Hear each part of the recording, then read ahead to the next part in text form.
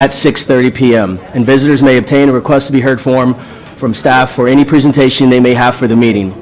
In accordance with policy, the request to be heard forms must be submitted to the secretary within the first 5 minutes of the board meeting in order to be heard at this meeting. Agenda items are subject to reorder and at the discretion of the president. Please attend the entire meeting to ensure you're able to hear any discussion.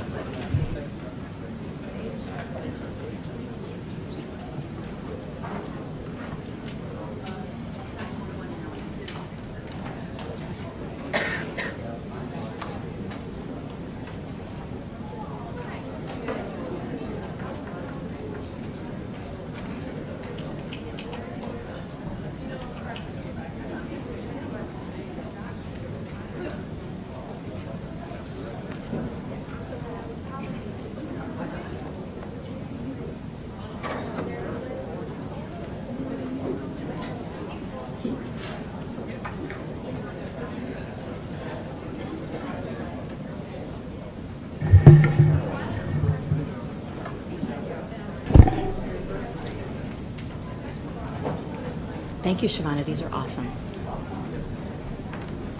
This-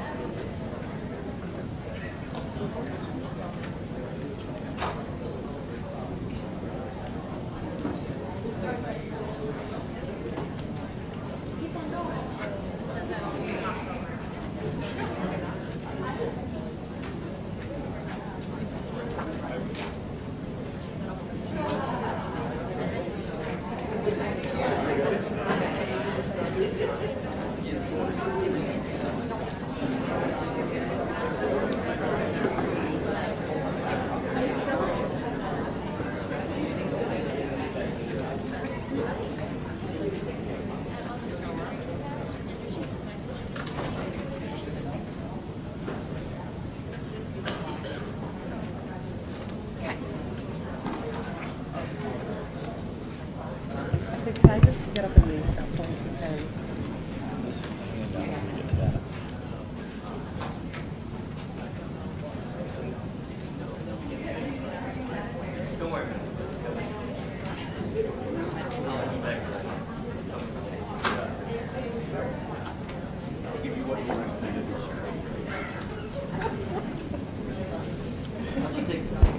Pursuant to Section 841411 of the Nebraska statutes, the next meeting of the Board of Education of Douglas County School District 0001 and the Board of Educational Service Unit Number 19 will be held on Monday, March 5th, 2018 at 6:30 p.m.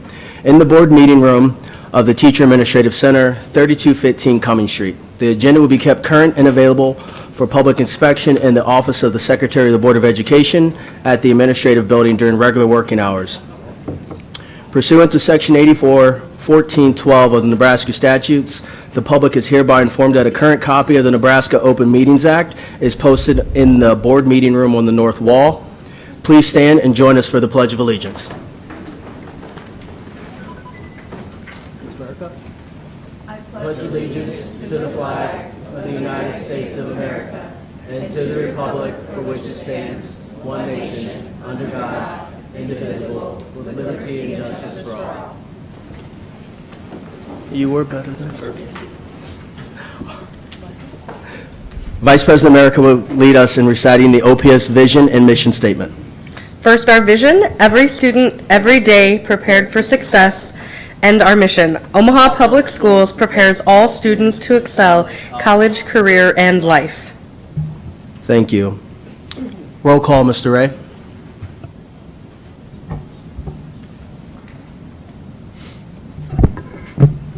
Cassidy, Here. Godding, Present. Hallman, Here. America, Present. Perlman, Here. Ryan, Here. Scanlon, Present. Smith, Here. Snow. Here. 9 present. Thank you. Moving on to the treasurer's report. I'd like to submit for your review the treasurer's report. Be happy to answer any questions if you have some. That's not Sorry, I apologize. Moving on to item F, school spotlight.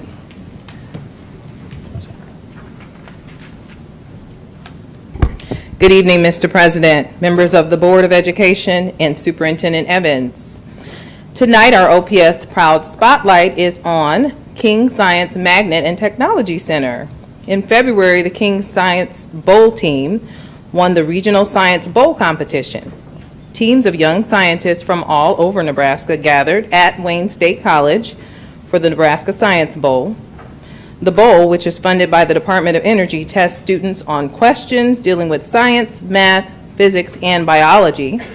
We congratulate the team, which includes Achilles Bridgeford, Peter Suchstorff, Zach Alhijaj, Jackson Hatcher, and Coach Kubik.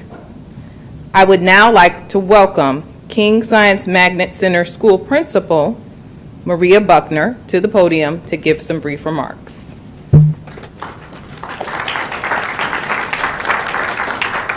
Good evening, everyone. My name is Mrs. Buckner. I am the principal at King Science and Technology Magnet Center.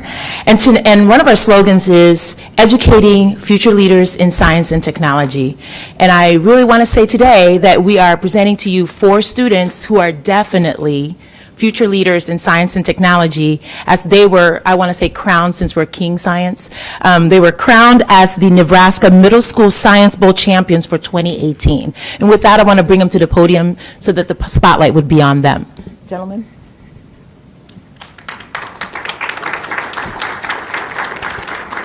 Now, speaking on their behalf to start with would be their captain. It would be Peter Suchstorff. Hello. Tell us about your competition. So my name is Peter Suchstorff. I'm Jackson Hatcher. I'm Zachary Alhijaj. I'm Achilles Bridgeford.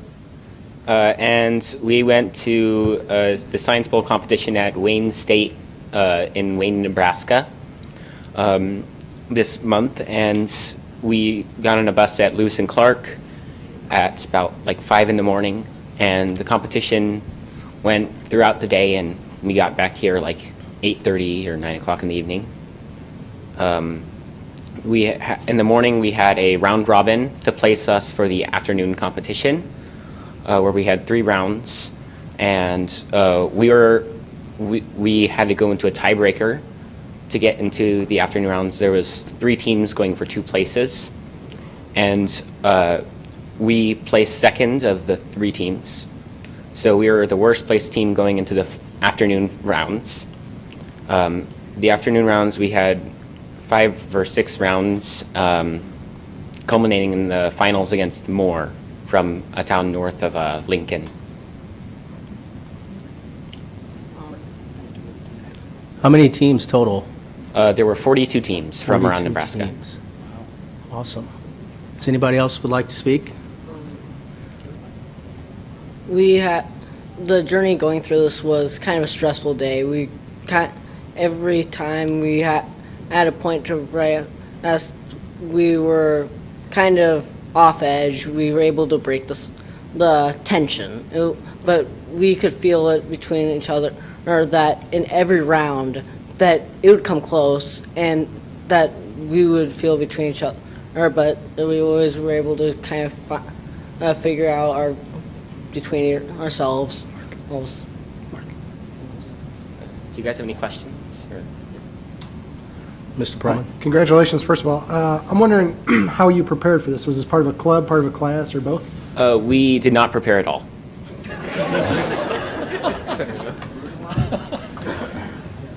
Yeah. We got on a bus and went to a competition. They chose Gotti? the students based off their classes and grades in science. And who volunteered. Yeah. We were the only ones. There was a few other people. There was more. They just chose those who they thought would perform best in the competition. Okay, that's pretty funny. So I've had 2 kids that have been on Science Bowl teams, and I think somebody right after you guys won sent me a note and said, hey, did you know King Science won? Because the last time an OPS school won was when your son was on the team. So when you're talking about stress, I know you all said your parents weren't there, but I remember just my blood pressure was so high by the end of the day because you're going through these rounds, right?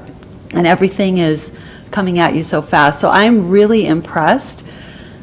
Not practicing is not the worst thing in the world, because what it tells me is that you were prepared by your classes. And that is a really, really good thing. And so that's a very impressive thing, that your teachers and your staff got you ready for the competition and that you were able to go there, keep your composure even when it was really stressful. And then you had to go through, I asked them ahead of time, they had to go through a double elimination in the last round, which is really stressful when you have to go back up against that team again at the very end. So that's pretty impressive, and I just want to applaud you all for getting on that bus at 5 a.m. because some people would have said, oh, I just want to sleep in. But you all chose to do more than that, and now you get to take a trip to Washington, D.C.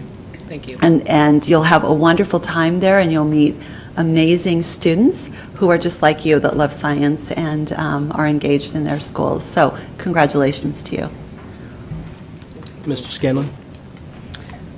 Congratulations. I just had a question. We're always trying to stress STEM jobs, and science obviously being what stands for the S. Do you guys know what you want to do as a career, or what you'd like to study as you continue through your academic progression? I'm the biology nerd of the team, and I'm interested in things like biochemistry and genetics so far, and that's kind of what I'm trying to pursue. I'm the chemistry nerd of the group. I'm interested in both organic and non-organic chemistry. I guess I'm the general nerd. I just basically fill in the gaps where these guys don't know anything. And I guess that's pretty representative of what I want to do, because I'm not quite sure. Yeah, I have no idea what I want to do. Cool. Well, you guys might be using the word nerd. All I hear is you guys are going to make a lot of money. So keep up the great work, and just understand that, the work that you guys will eventually progress to will make a huge difference in society, and don't call yourselves nerds. Call yourself geniuses. Nerd isn't a derogatory term. Dr. Holman? Congratulations, gentlemen. Would you mind sharing with us what grades you all are in? And then also, would you mind holding up your plaque so that we're able to see it? We're all in 8th grade. Yeah. Okay, great. They want to see it now. Oh, who wants to see it?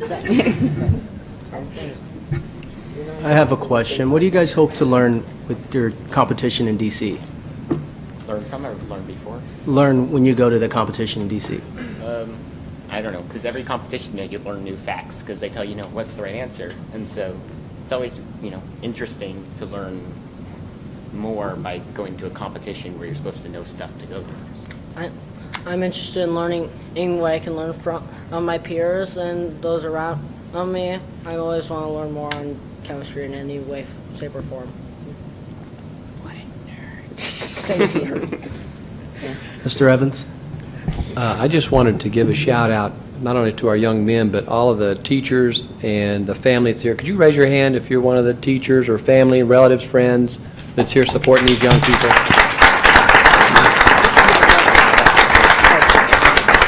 We always talk about the impact of the supports, whether that's the principal, the teacher, or family, friends, and so we appreciate you, and I know you wanted to say that, so I was saying it for you, that you wanted to say thank you to all those supporters, because you wouldn't be here without their support, so congratulations to all of you, great job. Thank you so much. If you guys, Ms. Cotting, you have another? I just have one thing to add. I want to make sure that when you get to high school, which will be next year, since you're all 8th graders, that you join your high school Science Bowl team, because there's a high school competition as well, and it's also at Wayne State, and it was this past, I think, weekend. So I'm looking forward to seeing, I don't know where you're all going to school, but I'm looking forward to seeing some of you come back at the high school level. So stay with it. It's a great opportunity to really compete and have fun doing it and be learning at the same time. So thank you. Thank you. You gentlemen come around and shake our hands, if you don't mind. Let me do all of them. Congratulations, thank you so much. Congratulations, great job speaking up there, awesome. I may have a cold, we don't know yet. What school are you going to? We're going to be safe, fist Awesome, bump, fist congratulations. bump. Congratulations. Central, okay. Thank you so much, congratulations. Congratulations. I might have a cold. You're welcome. Congratulations to you. Congratulations. Could you guys bring the banner up as well?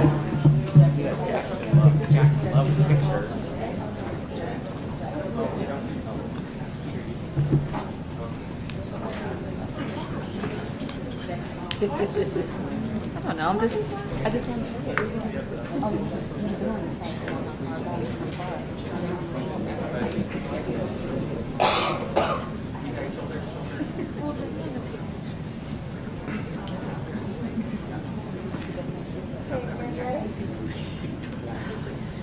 One, two, three.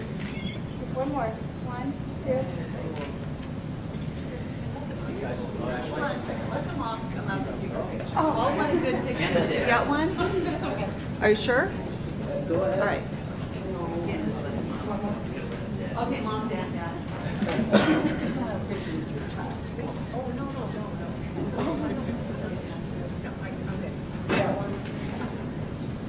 Thank you.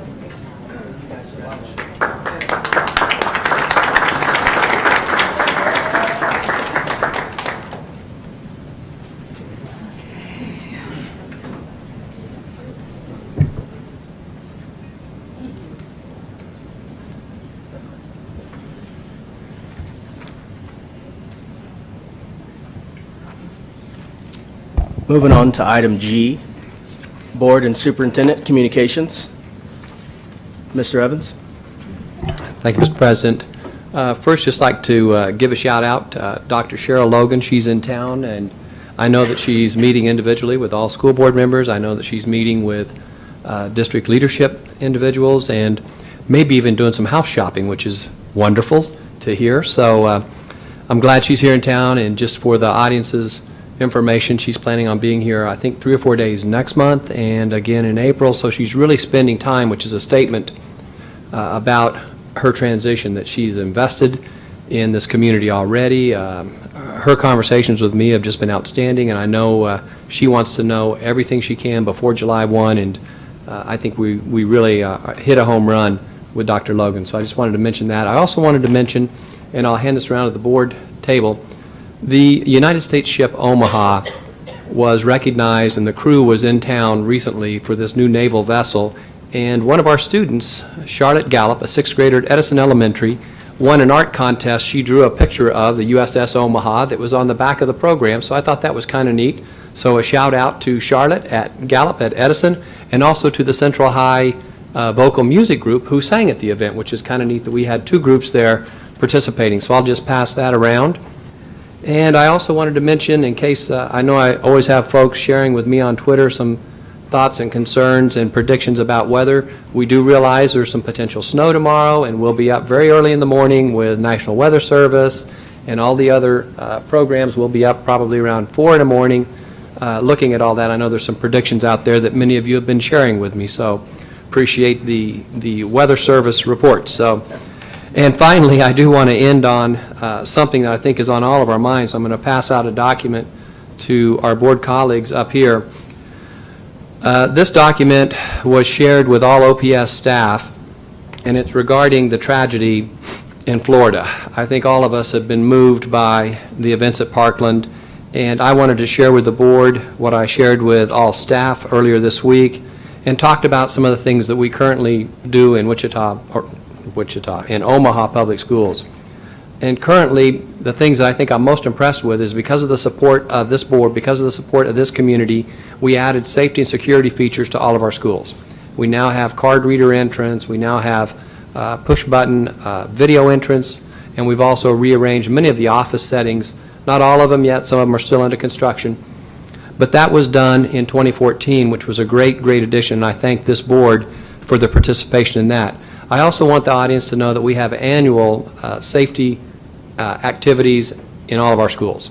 And we've been kind of checking around on that. I'd had a couple of parents ask about it, and they didn't remember it, and then we checked with principals, and we had done those events. But I also want you to know we're pulling together our entire safety team to look at everything we do and to look at the latest research and see if there's anything more that we can do and need to do.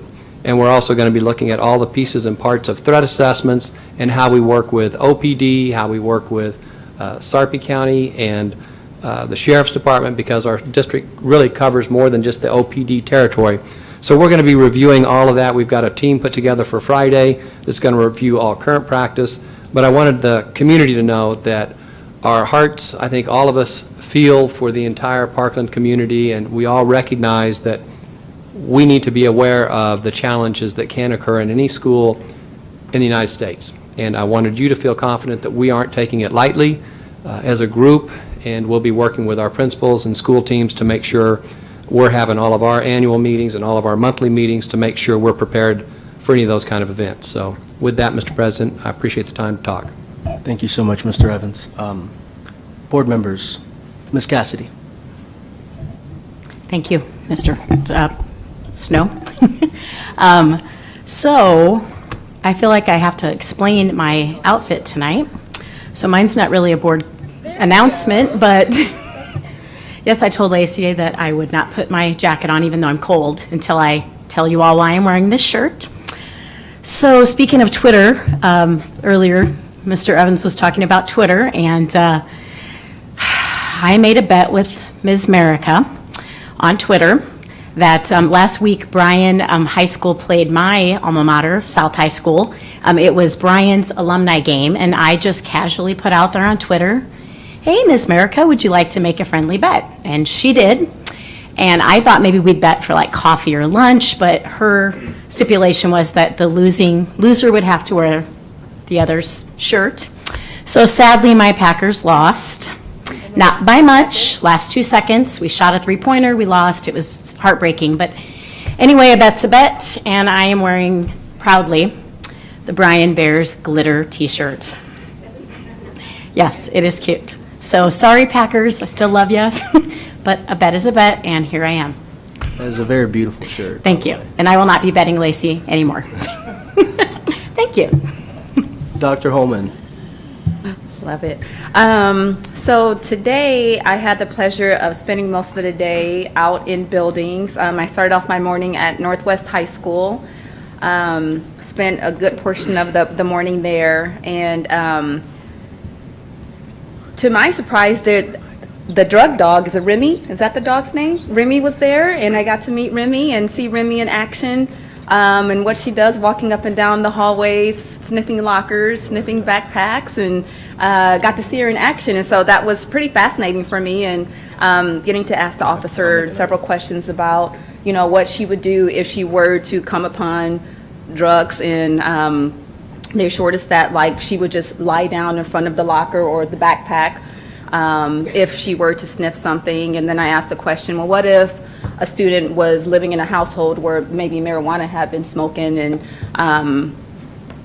he said that she would still kind of lay down next to it, but then at that point they would search the bag and then just talk to the student. The student obviously would not be in trouble, but it's just really interesting to see. And Mr. Lee said that just every once in a while he'll have the dog to come up and just to keep things at bay, and he says it really has helped. I don't really know if there was an issue before, but definitely. And he says that the officer was saying you can tell when some of the kids come to school and they see Remy there, they're all on their phones and they're texting each other, hey, watch, Remy's here today, Remy's here today. So, it was really fascinating to be there to see that. And then I followed up with visiting Masters Elementary.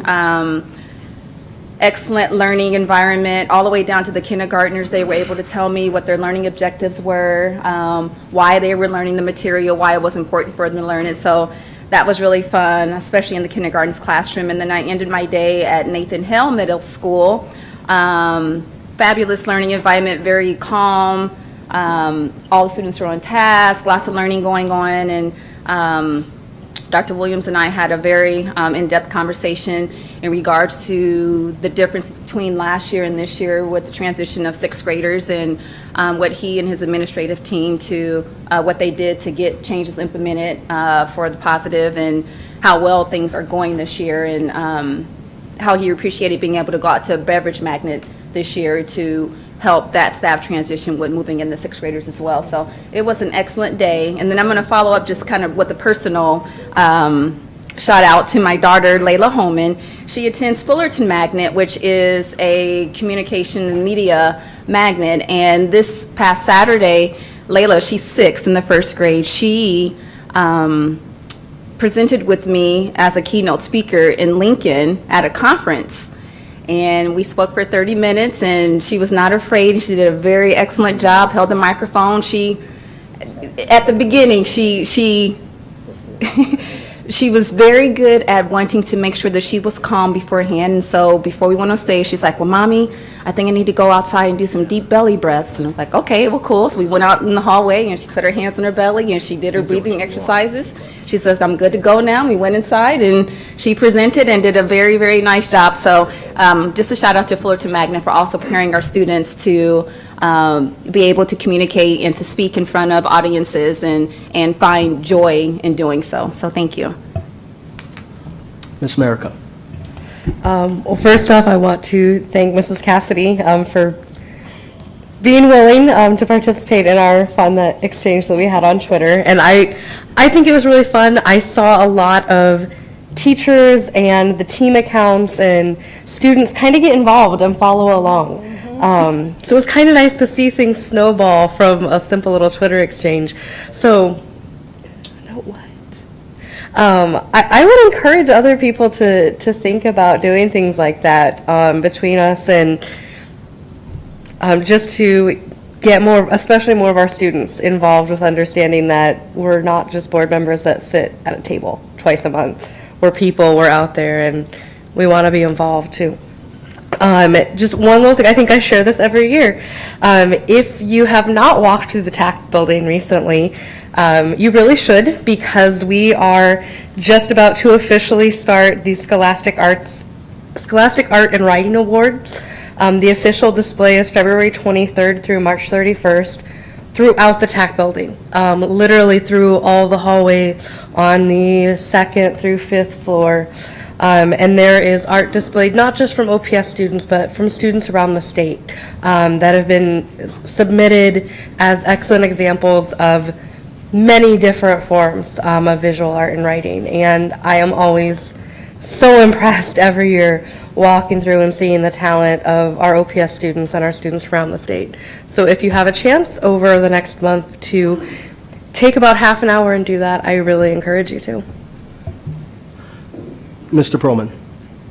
Thank you. I just wanted to highlight a couple things. Last Thursday, I, along with I think a few other board members and a lot of folks from the community and staff members here, took part in our second Budget Advisory Committee meeting, and we're continuing to look at, still laying the groundwork for what needs to be done as far as targeting areas to look at to meet the budget goals that we'll have due to the challenges that we know we face. And so that was just another chance to get prepared to move forward, and I think we'll see some more movement in that area over the next month or two. Also, was able to visit the new Western Hills school, and that was great. Last weekend, they had a PTO meeting on a Sunday. I got to give credit to the teachers and the principal, Mrs. Harbison, for arranging that on a Sunday. Back in the new building, that building is amazing. The modern design, just the areas that they've carved out for pre-K, kindergarten classrooms. The pre-K isn't up and running, but I would encourage anyone who lives in that attendance area or nearby, that building looks, ready to go for pre-K. And so just want to give a shout out to the PTO there. They are coming up with some great ideas, now that they're back in the neighborhood. And so I just want to thank them for inviting me, and yeah, that's all. Ms. Gotti. So several things. First of all, I want to give everyone an opportunity to think about attending the Burke Theater and Music Department's presentation of Crazy for You. It's February 22nd, 23rd, and 24th at 7 p.m. So in the next few days, that's going on. Also want to give a shout out to all the students at Central who were part of the Roadshow program, which is always amazing. And would like to encourage everyone to, if you have a chance to get on YouTube, take a look at The Quadratic Killer. It is a 5-minute video that was prepared by 4 students for a competition. They had 48 hours to prepare the movie, and it is a period piece that is absolutely unbelievable. The creativity is amazing, and so I would just like to encourage everyone to, if you want to take a look at the talent of our students, Google The Quadratic Killer and watch the YouTube video of that. Also, just want to thank the PTAs in my area. I've been making my rounds, chatting with them. We're talking about the new superintendent, Dr. Logan. We're also talking about OSERS and the bond. So have had some great conversations with the folks that I've already met with, and I'll continue to make those rounds throughout the rest of the spring. Thank you. Mr. Scanlon.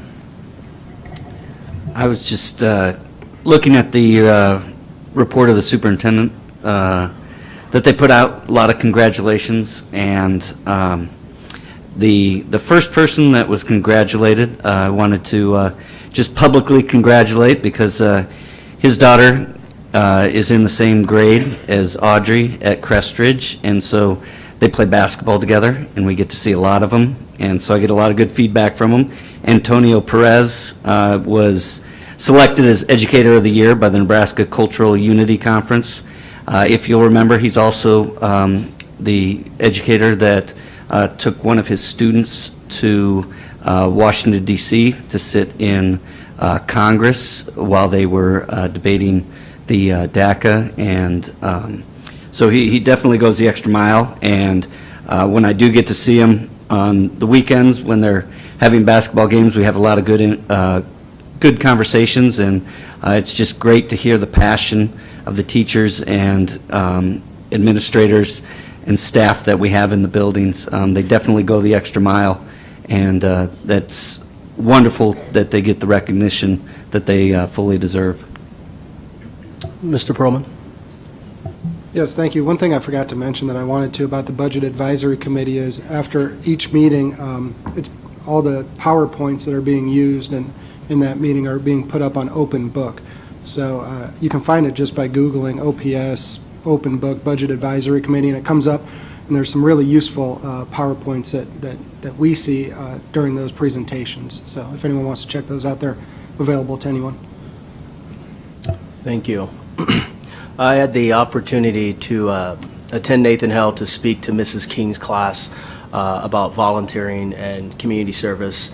Shout out to Nathan Hale Middle School and Mrs. King, who I believe has been teaching the district, taught in the district for 48 years, and now just shows up to work with kids and teach them how to volunteer and get involved in the community.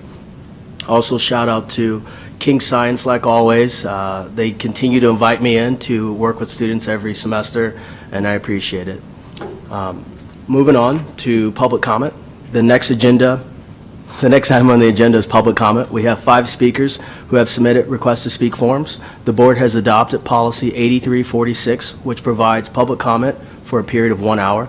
That same policy limits individual speakers to a maximum of 5 minutes.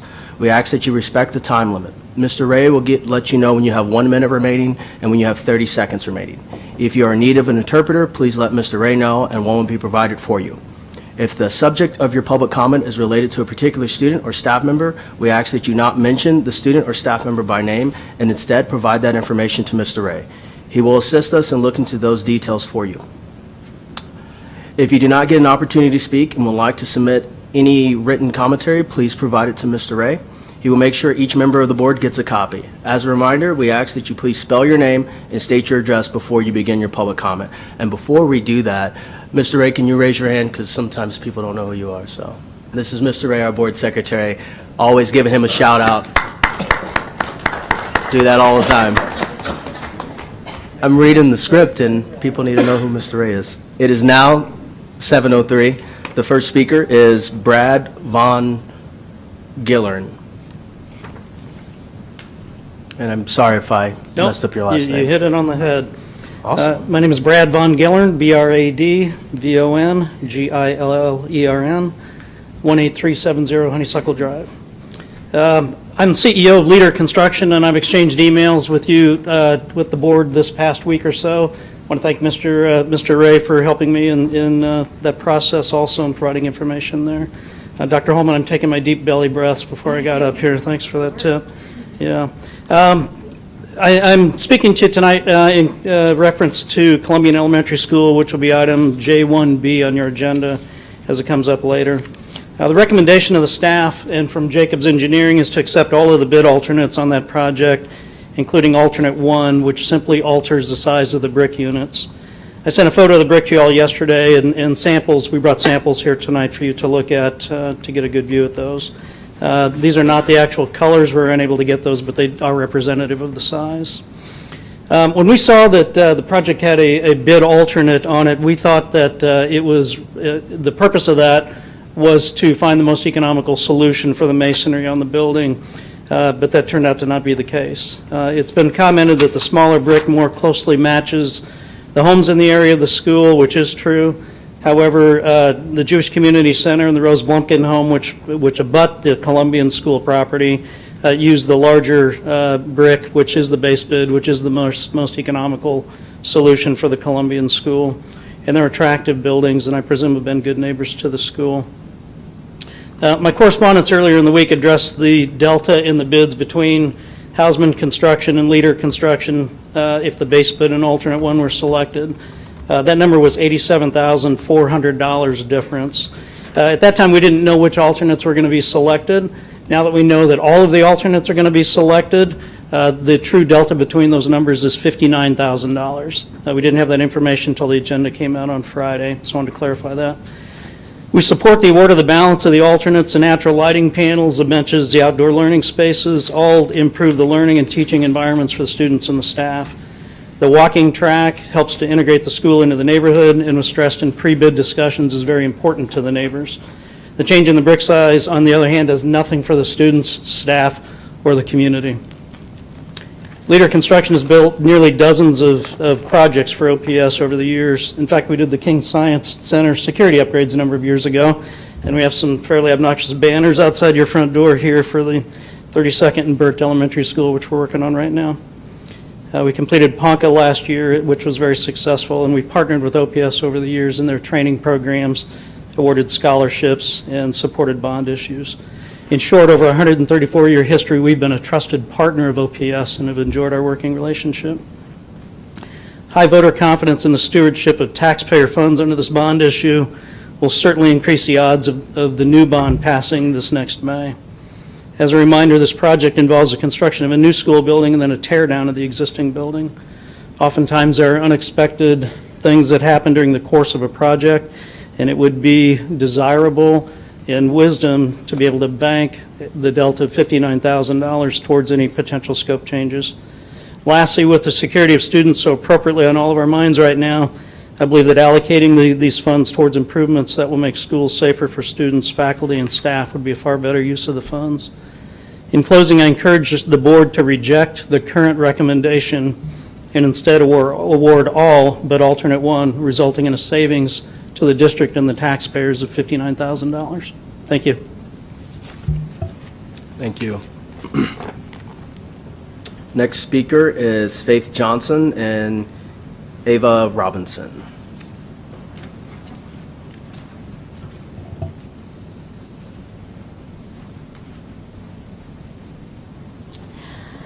Good evening, President Snow, Mr. Evans, and board members. I'm Faith Johnson. I am a social studies and math teacher at Nathan Hale Magnet Middle School, and I really love it there. Tonight I came to kind of speak to you for a minute about one of the things that we're doing at our school to celebrate Black History Month. And one of the things that I helped to do was bring African Culture Connection, a company that was started by Dr. Charles Avosi, who unfortunately couldn't make it this evening, to talk about the program. But this will be my third bout with it, having been at another school that participated with it.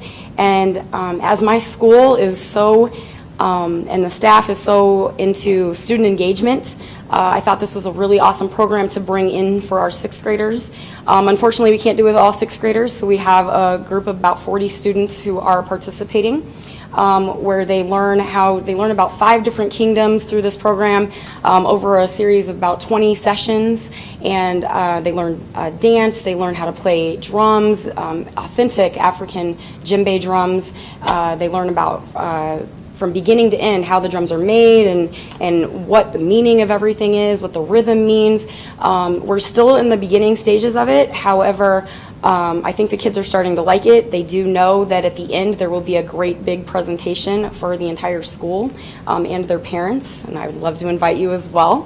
One of my students, Ava Robinson, is here, and she'd probably like to tell you about her experience thus far.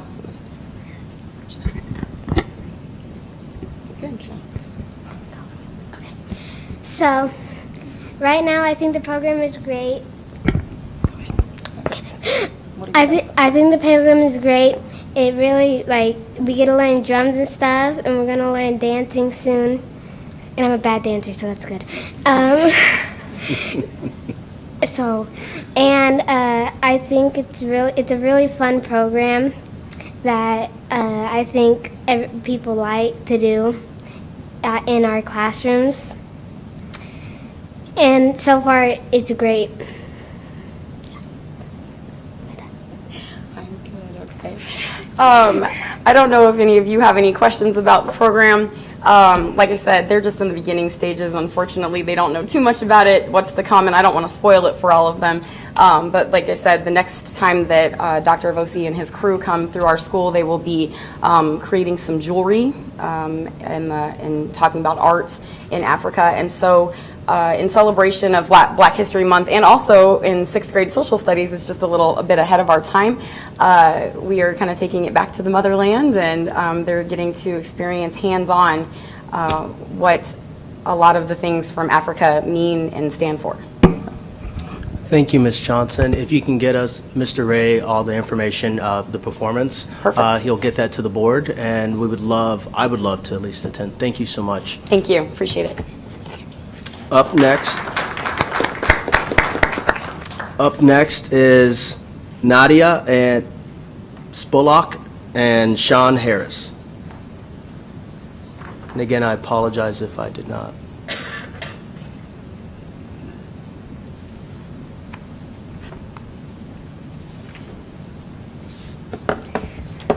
Good evening. My name is Nadia, 5401 North 48th Street, and we are just here to speak on what we are doing for Black History Month at Omaha North.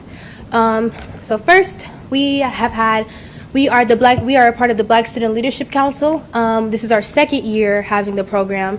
It's just African American students within the school just coming together and meeting, seeing on improvements in the school and our just what we can do in the school to promote Black History Month. And this month is really our target month for like things we're doing inside of the school. So we first started off with spirit days throughout the school that teachers and staff could have participated in. Thanks, be on that. I'm Deshaun Harris. You can just come up a little bit. I'm Deshaun Harris, and I'm a senior. I wasn't a part of it last year, but this is my first year joining it because our sponsor, Mr. Jackson, just came here last year, and I didn't really know about it, but sorry, I have to duck a little bit. But now that I know about it, I think it's a really great program. And to finish what she was talking about with the Spirit Days, last year they had every Friday, the last Friday of the month, they did a all black day for all the students and teachers to join in on. And this year we took it a step further. We did for this Friday, for each Friday of the February, except for one because we had parent teacher conference, we did Black Friday, 70s discos, classic hip hop, and African garment.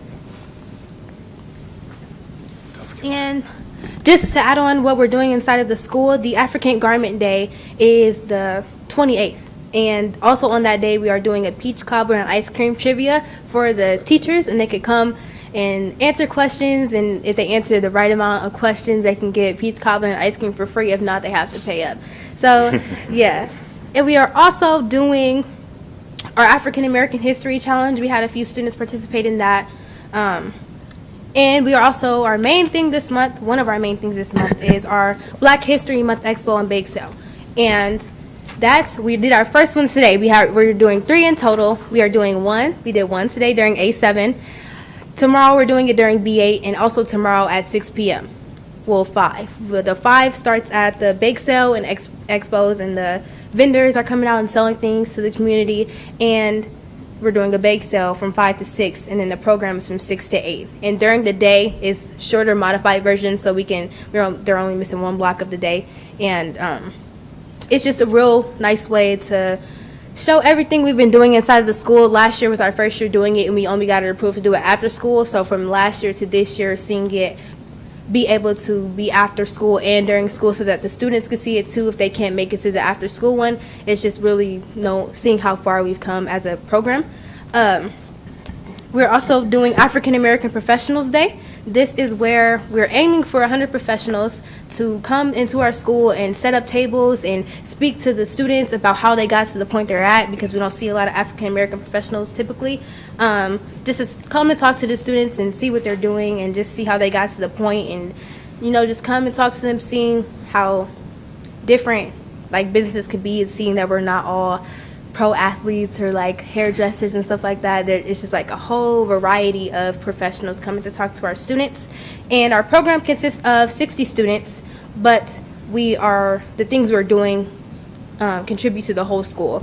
So we're reaching everybody, we're informing everybody of our program, and even after today, a lot of students were like, okay, I want to join this. How do I join this? Because it's getting the word out there. People hear it and they think they're going to have to do work. But, it's really fun, and we just go out and do everything with our school and not just within BSLC. Everything we do is for the betterment of the school. Oh. Yeah, that's it. Thank you, Ms. Spurlock and Mr. Harris. If you guys have any documents, you can pass it to Mr. Ray for the board, and your teacher sponsor will probably send us some more information about your organization. Thank you so much. Okay, thank you. Watch out for the bricks there.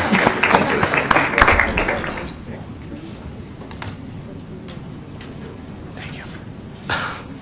Our next speaker is John Jackson. Thank you.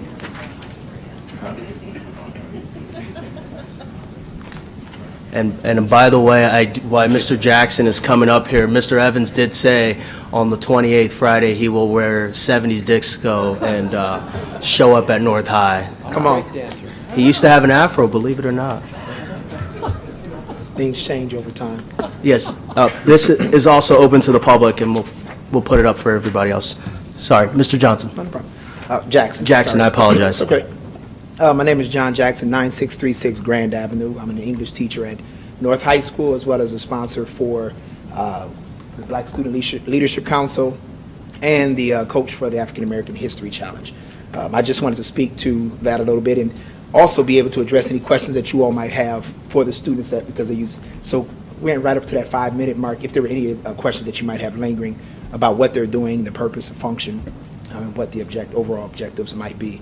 One of the things that they're doing as well, we're preparing our teachers as well.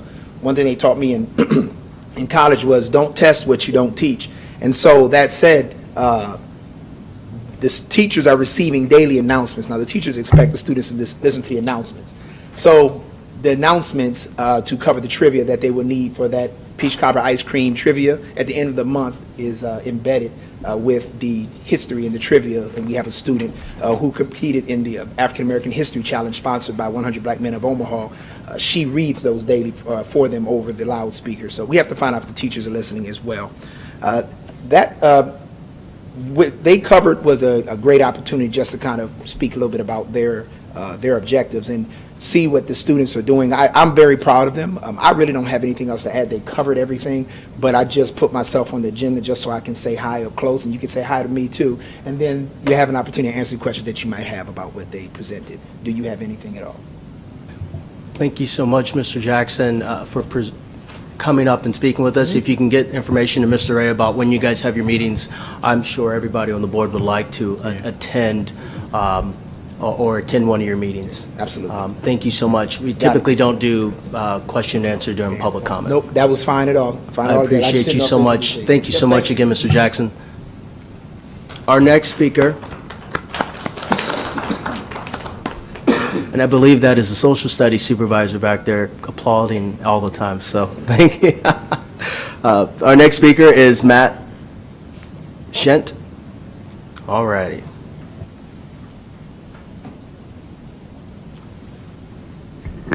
Good evening. My name is Matt Shent, SCHENDT, address 11627 Virginia Plaza. I'm Vice President of Hausman Construction, and thank you for just a few brief moments here. We've been fortunate enough to partner with Omaha Public Schools and Jacobs Engineering on, first of all, Benson High School. We're finishing the final phase of Benson this summer and excited to turn that finished project over. Just recently mobilized to Bryan High School and Bryan Middle School. So our teams are mobilizing there and excited to be on campus and do some great work for those facilities over the next year and a half. And finally, excited to have the opportunity to work on Columbian Elementary School. Understand you're faced with a difficult decision, as the team from Leader explained, and we'll just respect whatever decision is made. In our industry, we have to put out a lot of bids, and we've been on both sides of the fence. So whatever decision is made by the board and the facilities team, we'll certainly respect that. And again, thank you for your time. Thank you so much. Moving on to the consent agenda. I will now entertain a motion to approve the consent agenda before us. Don't all speak at once. So moved. Second. We have a motion by Ms. Godding, second by Dr. Holman. Any abstentions? Hearing none, roll call, please. Perlman. Aye. Ryan. Aye. Scanlon. Aye. Smith. Aye. Snow. Aye. Cassidy. Aye. Godding. Aye. Hallman. Aye. America. Aye. 9. Motion carries. Our next item on our agenda, scroll through this, is J1A.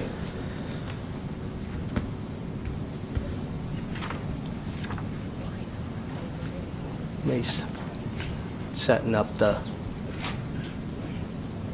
information. And actually, we'll have Mr. Evans start off when you're ready. We actually have bond counsel here tonight as well to kind of talk about what is and what isn't included in the resolution and some of the flexibility that's provided to the school board and the district within the verbiage of the language that our bond counsel gave us. So I'm going to turn it over to Baird Holm and ask them to come up and share a little bit on the verbiage of the resolution. And I do want to thank the board. I've had multiple conversations this week with board members about the resolution and some other details that were a part of last board meeting's acceptance of Phase 2 bond. Thank you. Good evening. Thanks for having me. My name is Tyler Mullen, M-U-L-L-E-N, with Baird Holm Law Firm, 1700 Farnham Street. I'm here on behalf of our firm for bond counsel for the district. What this resolution will do is it will authorize the placement of the district's request to issue up to $409,900,000 in bonds on the ballot for the May primaries. And this is not locking the district into anything. We're just putting the question on the ballot, requesting the approval of the voters of the public. And what we've done with the election question is we've authorized the use of the proceeds of the bonds to put together to build 5 different schools and various other capital projects in pursuant to the district's capital improvements plan.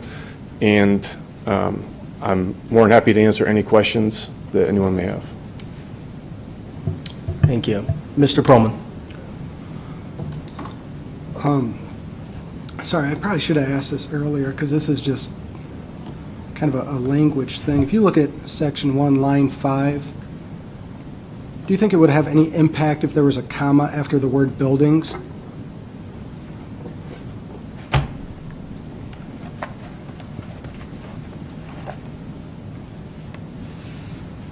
Can you repeat that again, Mr. Perlman? Sorry.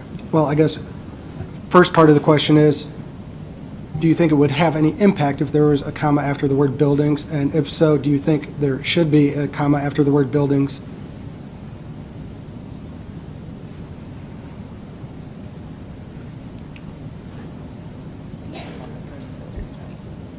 I don't know if it would have an effect or not, but I'm more than happy to make that change. Ms. Ryan. I think what that is, the Oxford comma, and that now it's more accepted. We're not doing Oxford commas anymore, so that's grammatically correct. So I don't know if that has other impact. It's not an Oxford comma. Ms. Merica? I think I understand what Mr. Perlman is asking, because there have been legal cases that have been decided on whether or not it is an Oxford comma. When you have a list of 3 things and whether or not you have a comma between the second and third item. And so if I understand you correctly, I think that's what you're asking, to just verify that not having a comma there doesn't drastically impact our ability to do something based on the outcome of the bond election. Correct. I think we all agree that the phrase school buildings is intended to stand alone. And so I think by adding a comma, it makes it clear that we are talking about school buildings rather than school buildings and school building improvements.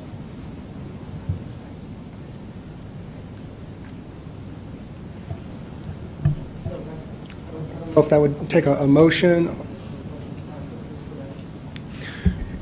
Just so you know, that section 1 will not appear on the ballot. It's only the language in section 2. Okay. But there is a bit of timeliness related to this. The executed resolution has to be to the election commissioner by March 1st. So. Right. Well, I think if we all, and I don't know how this works, but I don't think there's any question as to what the intent is. Correct. I mean, the intent is school buildings, and so I don't want to make an issue out of something that is not an issue. And if it's not on the ballot, I don't think it is an issue at all. So having that clarification, I'm satisfied with that. Thank you, Mr. Perlman. Mr. Scanlon? Were you a part of drafting the last resolution for the 2014? Yes. Okay. Just some of the I guess, feedback I got. I know that it's drafted to give the district the most, I guess, flexibility. The last one had some language on it that I think led some voters to believe that we were going to have the design of the two high schools and elementary schools and perhaps the middle schools included in the last bond, which then I had some folks that had voted for it, and then when they found out that those designs were not included, is there anything in this wording that would perhaps lead to misunderstanding by the voters? To where the last one, I mean, if you go back and you read the resolution, which a lot of voters, they read at the polling place. They don't necessarily follow along all the different board meetings that we have, to where, you know, certain things were left in or left out. Is this one a little bit more clear as to there shouldn't be misunderstanding that, you know, projects would be included that in this second phase that that will not be? Again, I believe so. In my understanding is that the chunk of the proceeds, the biggest chunk is going to go to the construction of the 5 schools. There's going to be additional, HVAC and other capital improvements that'll go along with existing school buildings, and I think all those are encompassed within the question.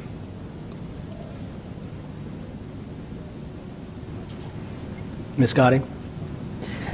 I know when I read through it, it seemed very broad and very general, so that it wasn't too specific, and I think that's helpful, because that's when it gets too specific is when it gets challenging. I did have one question at the bottom of page 1. The oval for marking is, on my copy anyway, not beside the yes, and it'll get corrected. It won't be like, and it won't be like that on the ballot. That's right. just a function of Microsoft Word. Okay. On the resolution. Okay, just wanted to make sure on Yep. that. All right, thank you. Thank you, Ms. Gotti. Mr. Evans, I think you had.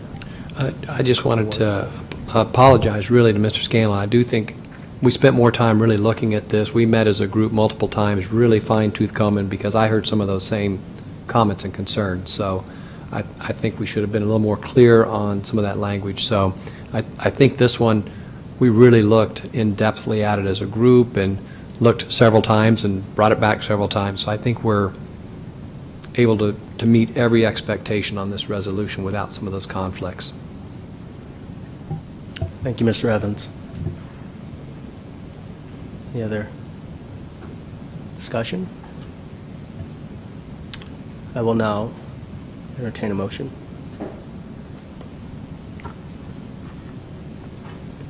So moved. Second. 1 sec.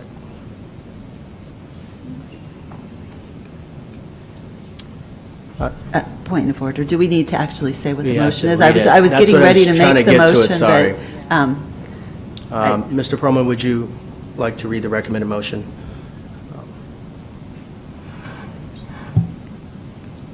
Yes, I move. Here, my microphone's on. I move to submit to the qualified electors of the district a proposition relating to the issuance of $409,900,000 of bonds by the district as attached. Second. A motion by Mr. Perlman and second by Mr. Smith. Any discussion? Mr. Perlman? Just briefly, as it relates to one part of the bond that's been talked about kind of ad nauseum at this point, but it's the pools to be attached in a West Omaha high school. I know we are still working towards a collaboration, and I'm confident that it's going to be in everyone's best interest. Had an opportunity to speak with the parties today, and again, there's still a lot of details to be worked out, but that's really not an issue really for right now. Right now is moving forward with the proposition in general, and I look forward to getting the specific details in the weeks ahead, and Like I said, all parties are on the same page in doing what's best for the students of all the schools in our district, along with the citizens at large and the taxpayers. So I'm confident that we will all come to an agreement that's a win-win-win for everyone. And so I just want to point that out because we're still in the early stages. But like I said, I don't know that anyone would expect all details to be finalized at this point. So I'm looking forward to I'm hearing more on that in the weeks ahead.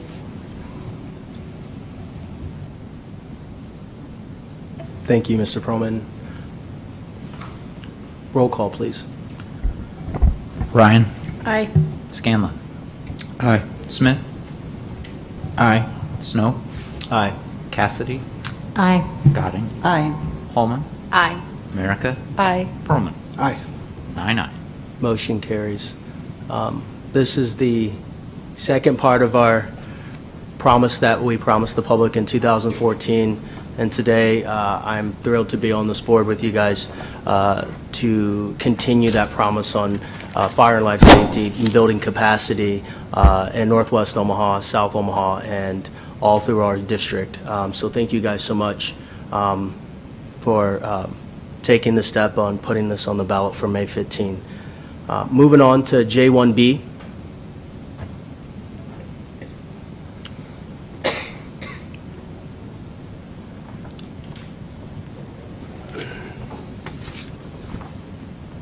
This is Columbian School, Mr. Evans. Yeah, Mr. President, thank you. While we've got some staff moving to the podium, I'm going to mention a note. The principal from Columbian wasn't able to be here today, but I did ask her to prepare some feedback to the board. And just as a reminder to the public and the board, there's a process called EdSpecs that includes the principal, district staff, community leaders, and they walk through all parts and pieces of the projects, whether it's Western Hills that Mr. Perlman talked about earlier, or in this case, Columbian. And so you've got in front of you a letter from Nanette Beller, the principal at Columbian Elementary, where she walks through some of those supporting comments of why the EdSpecs committee encouraged us to adopt alternates 1, 2, 3, 4, and 5, and walks through what each one of those mean. And at the bottom of the page, she mentions that she wanted to emphasize the importance of the EdSpecs process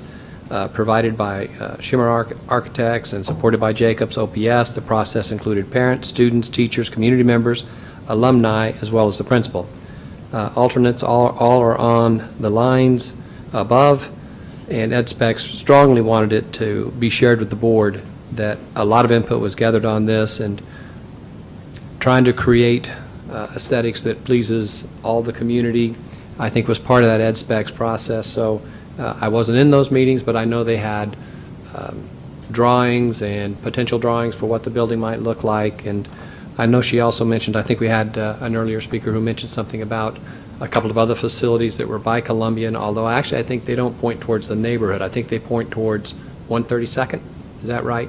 And I think the elementary school is actually tucked in that neighborhood. So those are the statements from the principal, who was a big part of that EdSpecs committee. I know we have Mr. Summers here as well to answer any questions the board might have, but that's kind of the process we've used historically to allow input on the project and movement forward. I understand after the fact, looking at something, it might look a little different, but there was a process, and it is a process that's been used for multiple projects.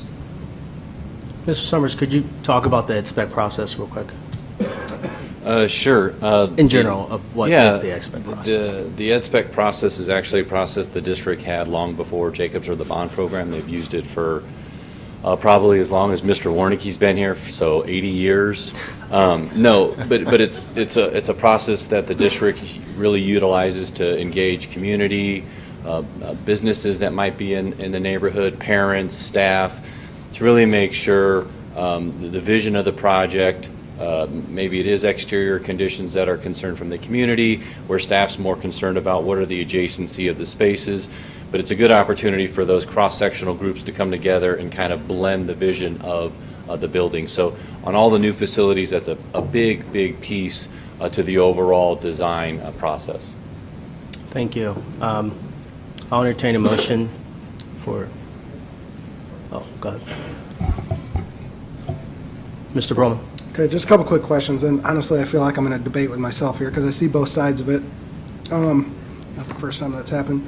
On this piece of paper we were handed, I want to answer the question. It says, why wouldn't we create the best possible aesthetic for current and future Columbian students? It's because we have a fiduciary duty to spend the money as wisely as we can. But that being said, when we look at the alternate number one, the face brick, the thing that just absolutely jumps off the page for me is Hausman's estimate of $5,400.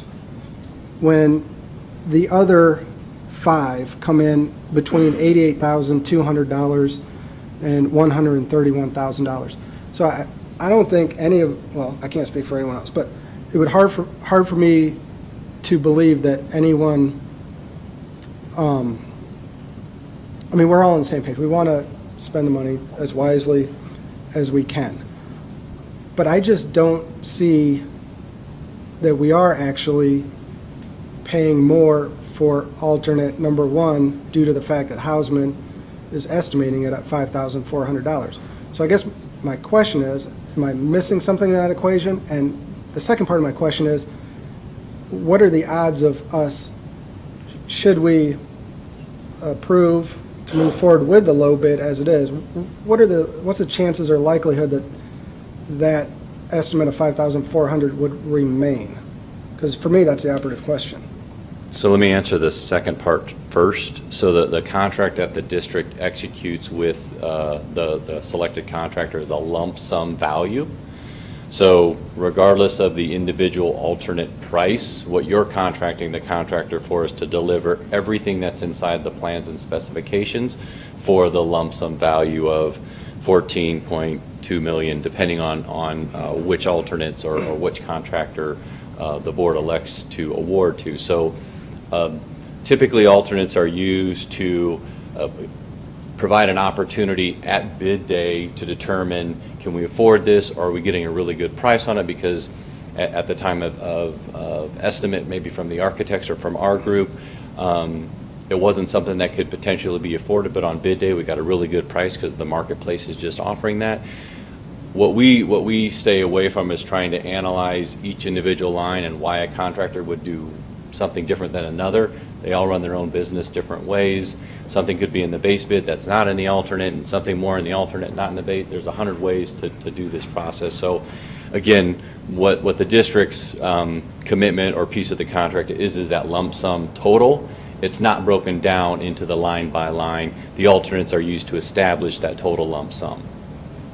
Does that help with that second piece?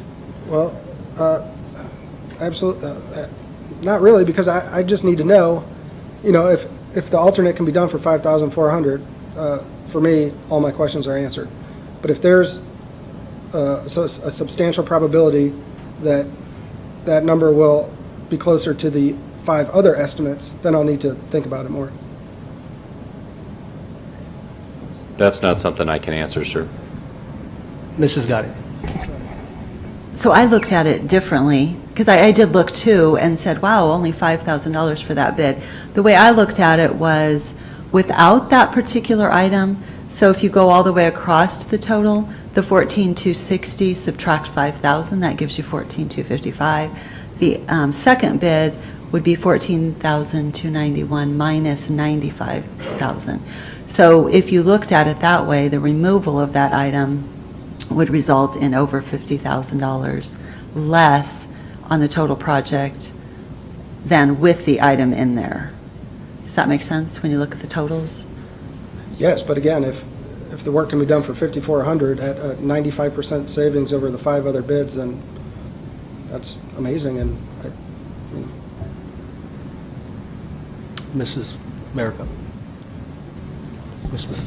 So I think from sitting on a few, not ed spec committees, but the committees that are reviewing bids, and I can't remember what construction manager at risk committee.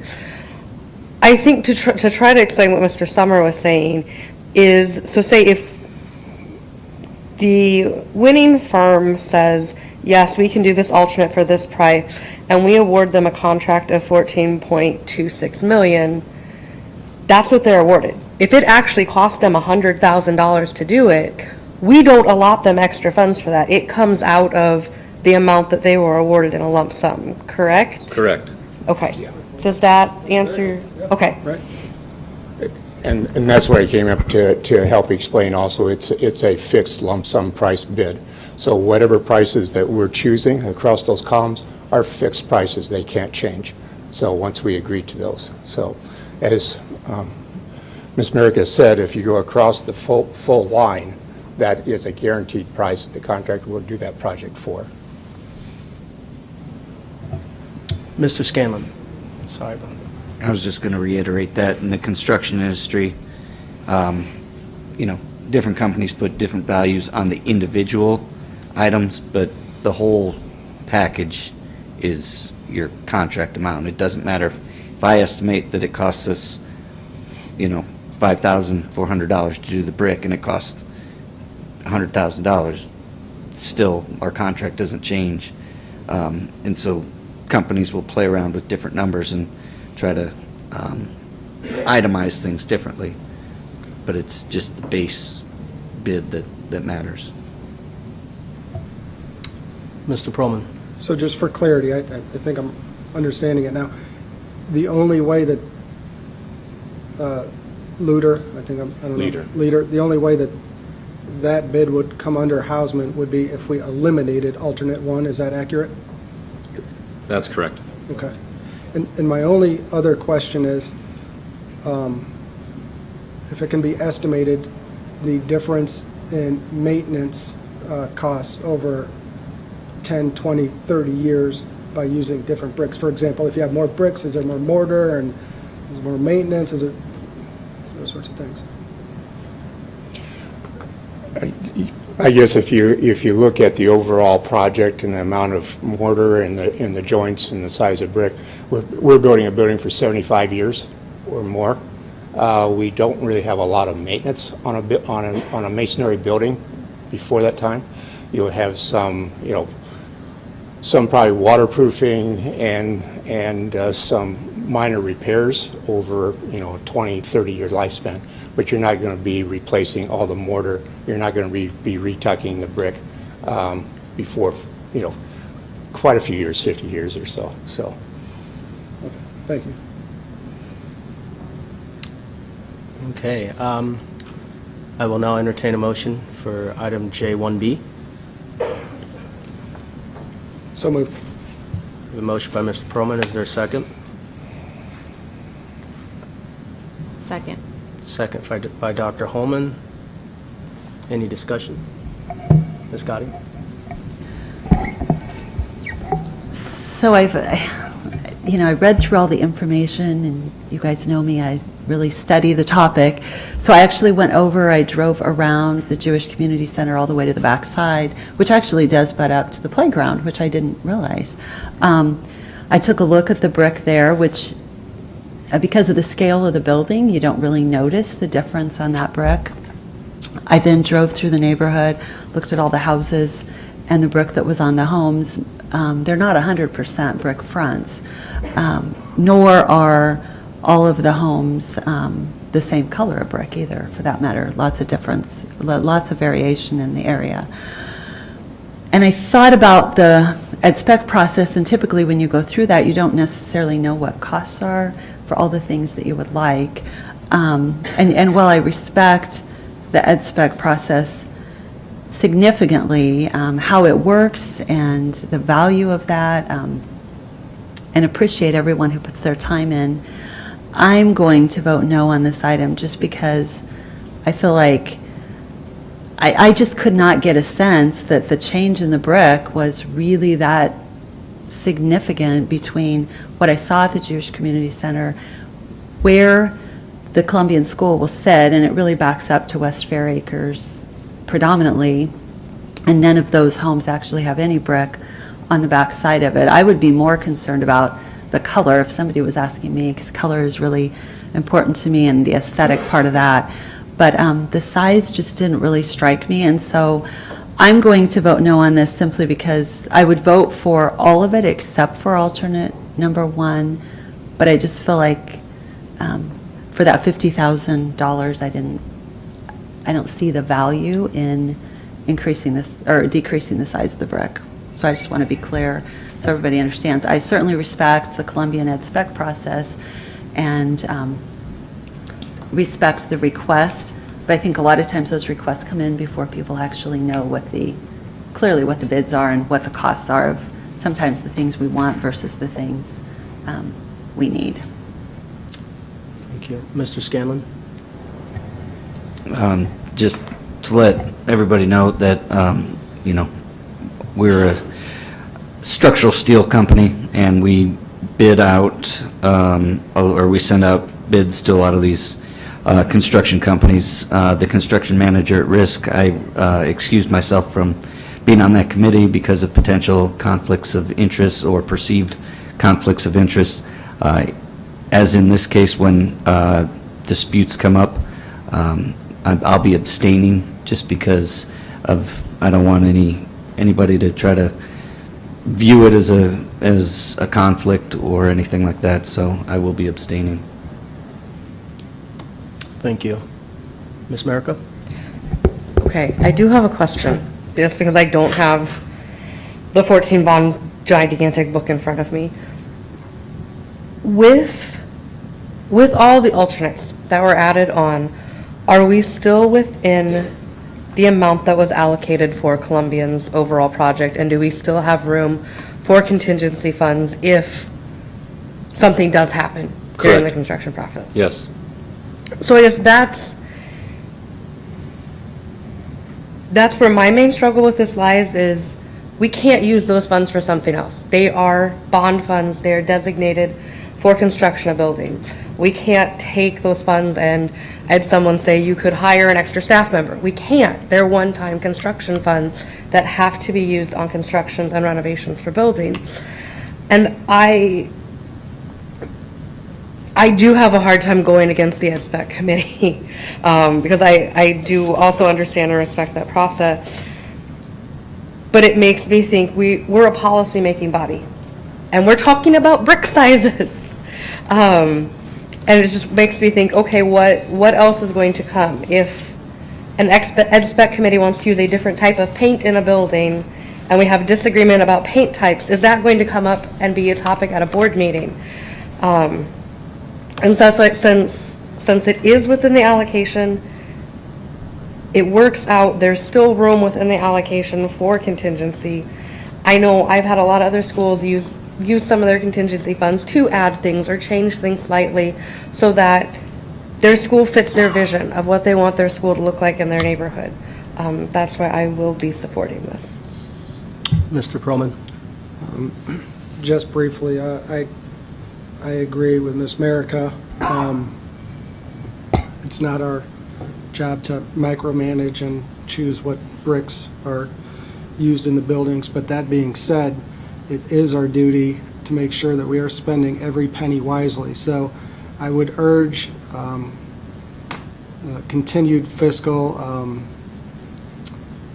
don't know, whatever word you want to use. We need to watch every penny we're spending, whether that's car bonuses or training to teach us how to talk to the media and post things on Twitter.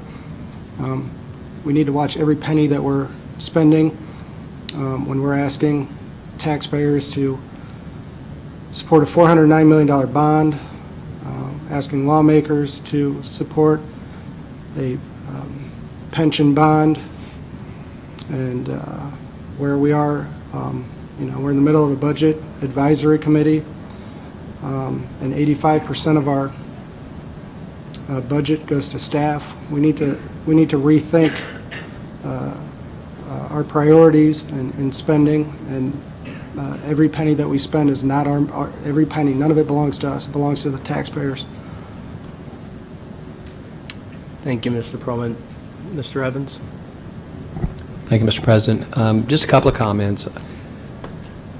If we begin to take alternates out of proposals, my recommendation to the board is that we rebid everything, because it really changes the bidding for all the participants, because we don't know what these bids would have been without alternate one in it. And so my only recommendation is, we can't just take pieces and parts out and then it change who wins the bid and who loses the bid, because that then becomes, we'll do it every board meeting. We'll have someone say, well, if you take that out, then that would have been successful for me. So my only suggestion is, if the board chooses to do this, then my suggestion would be that we quickly go back and rebid. And I recognize that's a challenge, and I see staff taking a breath there. But to me, we've changed the process that we gave to 1, 2, 3, 4, 5, 6, 7 bidders when we pull one out after they've already turned in a bid. They've already totaled up that total price and said, I can do all of this for X. And I was the low bidder to do all of that. And now we said, well, don't do that. And now someone else becomes the low bidder. I think that creates an unfair environment for all of our bidders, and I think it creates a lot of chaos in the future that won't end on this one. It will go on to the next one. So that'd be my only suggestion. Thank you, Mr. President. Thank you so much, Mr. Evans. Roll call, please. Scanlon. Abstain. Smith. Aye. Snow. Aye. Cassidy. Aye. Goding. No. Holman. Aye. America. Aye. Perlman. Aye. Ryan. Aye. 7 aye. 1 no and 1 abstention. Motion carries. Up next is J1C, update on OSERS and other legislative issues.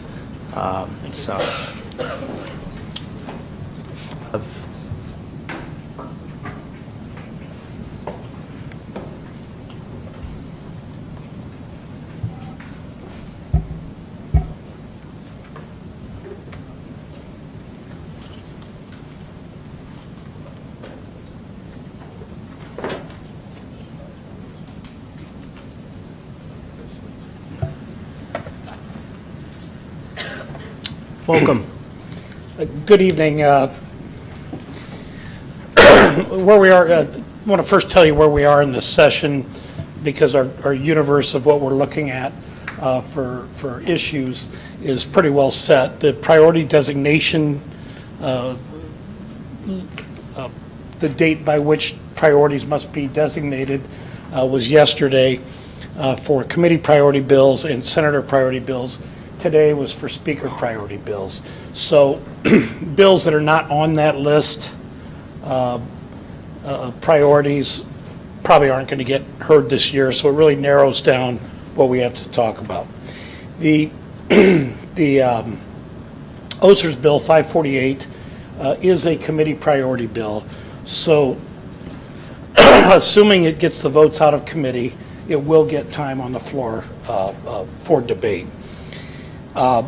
There is also a bill that is the education kind of cleanup bill that for K-12 that will be on the floor. We'll have to watch that for amendments that can be filed to that bill, pretty much anything dealing with education.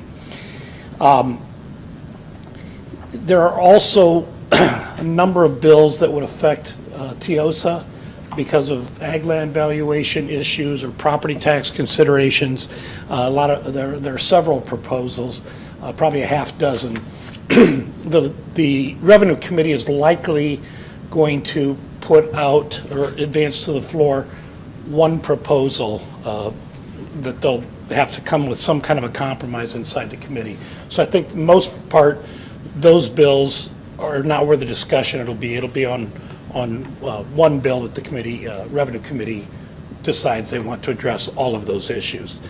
So it appears the most significant issue and probably the only major issue that we're confronting right now is LB 548, the OSERS bill.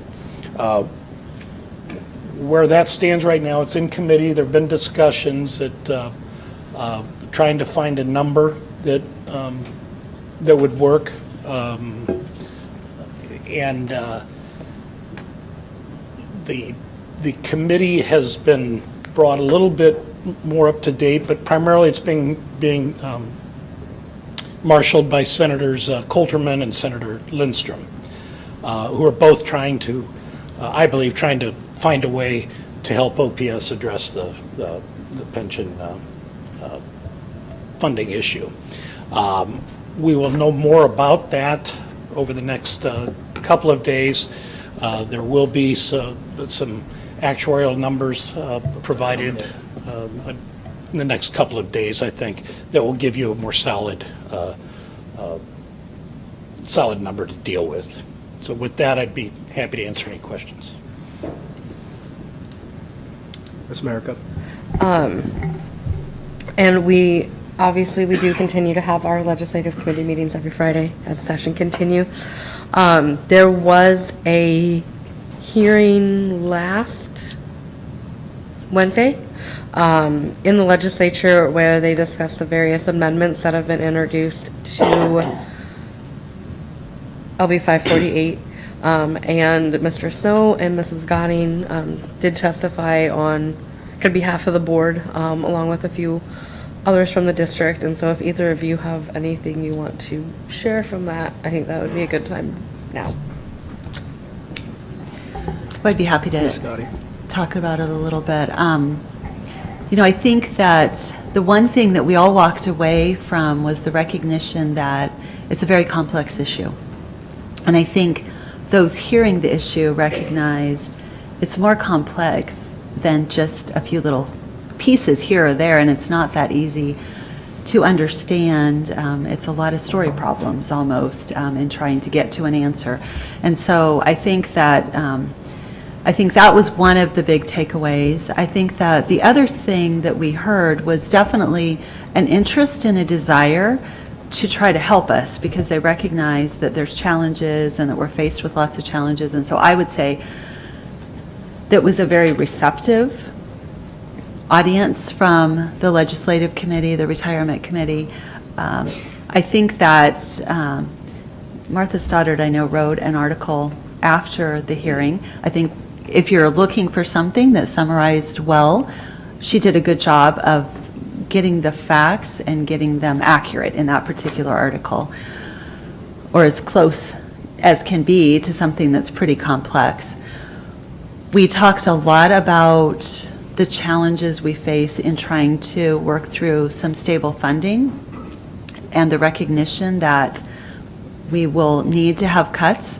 We talked about not specifically what those cuts are, but the recognition that in looking at the ARC payments that are coming down the road, it would be best if we could provide to our CFO a stable number or some component that would allow us to work toward a goal. I think that was a key factor there. A lot of questions asked about things like debt load, where we're at in the budgeting process, what we're doing to address the issues. A lot of questions more from a technical standpoint related to pension bonds. Connie and I were in Lincoln on Monday and had the opportunity to visit with the Nebraska investment officer, and he did some research with what Kansas has done. Colorado has also, when the Denver system, the Denver school retirement system, was turned over to the state of Colorado because of some of the investment decisions they had made. One of the things, it was a two-part. One part was for pension obligation bonds, and the other were for additional contributions by the district. So he had done some of that research. I think everybody's trying to get to the place where we can come up with a number, and that's a number we can all live with, and that we can work toward goals. So my take would be that it was a good session. It was positive in that there were difficult questions asked, but it's a complex issue. Thank you, Ms. Gotti. Mr. Perlman. I have a question, because I'm not, this is kind of out of my wheelhouse, but what are the odds, if any, that the district could be on the losing side of the equation in this proposal? I hesitate to put odds, but it's certainly a possibility that LB 548 does not pass. We still, I mean, there's a lot of factors. First, it's moving, getting the votes out of committee, getting the votes on the floor, but also importantly, this session, and that's why I try to give you a background of the session, is that the floor can get pretty jammed up, and if we have to move ahead of stuff. Actually, I meant, should it pass? Oh, that I think until we have a number that the actuaries come up with, that the board is comfortable with, I think from there, I think then you have to run the math to determine if the savings are there. In the last number that was talked about at the hearing, I believe the actuarial report showed and I'm very cautious using it, I'm just picking numbers from that report. I think you have to add some other things back in, but it showed a savings about 188 million, 190 million over the course of time. Now, it does not include the interest expense on those on the bonds themselves. That's what the difference in the actuarial liability would be. So it's hard to put a number on until we have until there's a solid number that, from a budgeting standpoint, that the board thinks that the district can handle. And from there, I think that is a step that the board has to consider, is what are the savings when it's all said and done. Right, a couple of related questions. Is that using the 6.6% assumption or 7.5? The actuaries use, and I may defer to Mrs. Gotti at some point here, but the actuaries use 7.5%. The capital returns that the state investment officer is now projecting is 6.8, 6.9. It's up, I think, just a bit from last year that was closer to that 6.6. But the actuary is using 7.5% because that is the assumed rate of return that OSERS has. So I can just add a little bit to that.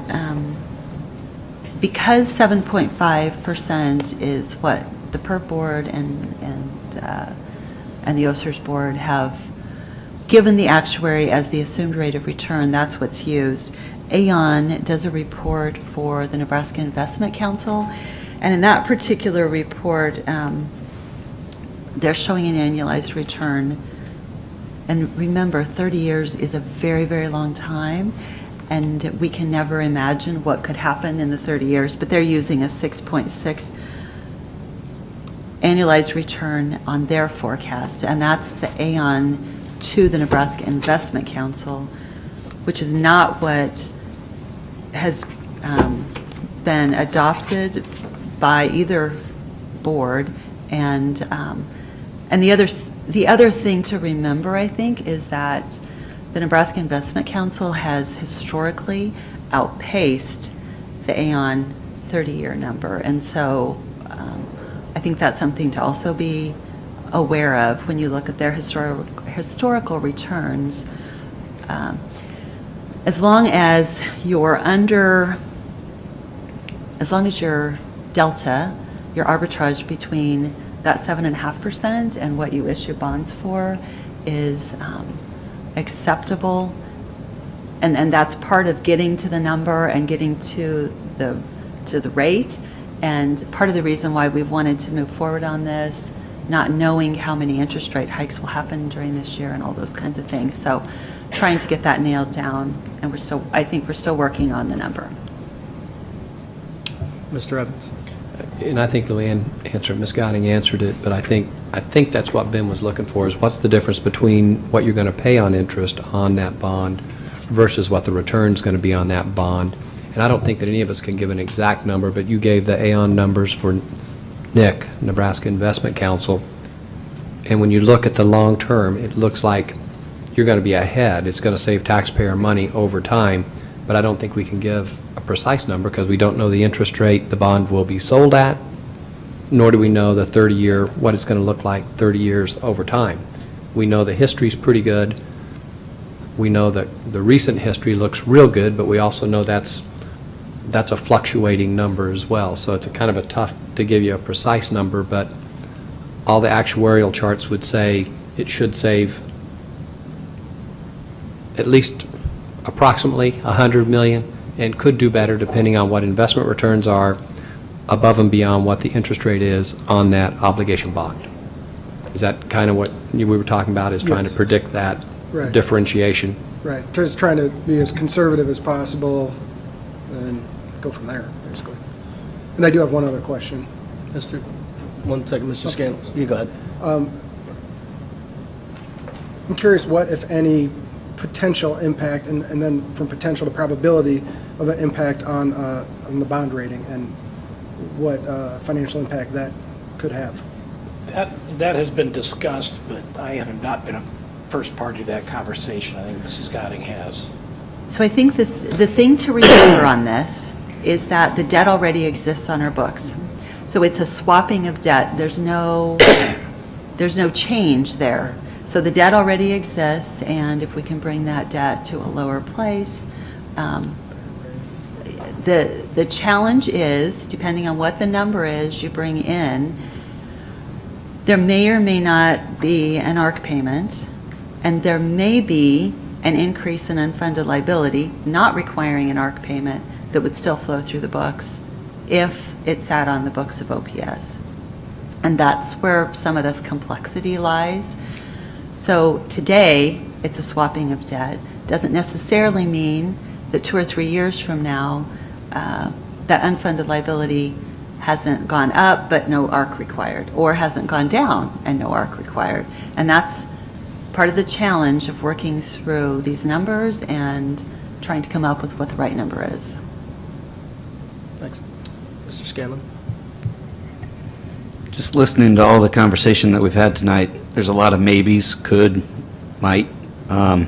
That's why I don't support this amendment to go out for bonds until we have the Nebraska Investment Council come and talk to us and give us an investing point of view.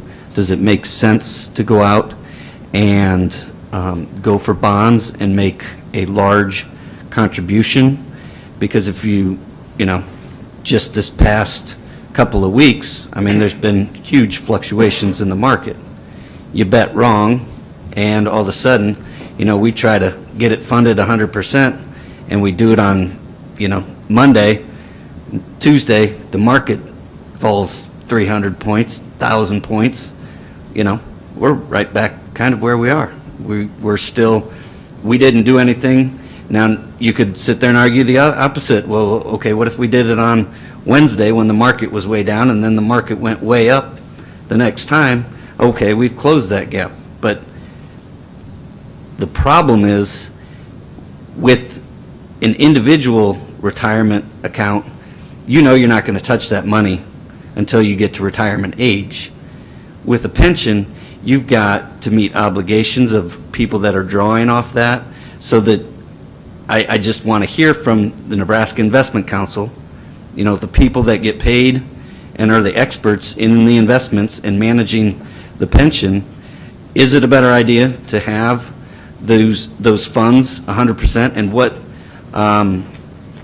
what's there to help minimize the risk that one-time lump sum payment doesn't bite us by having a market swing in the wrong direction?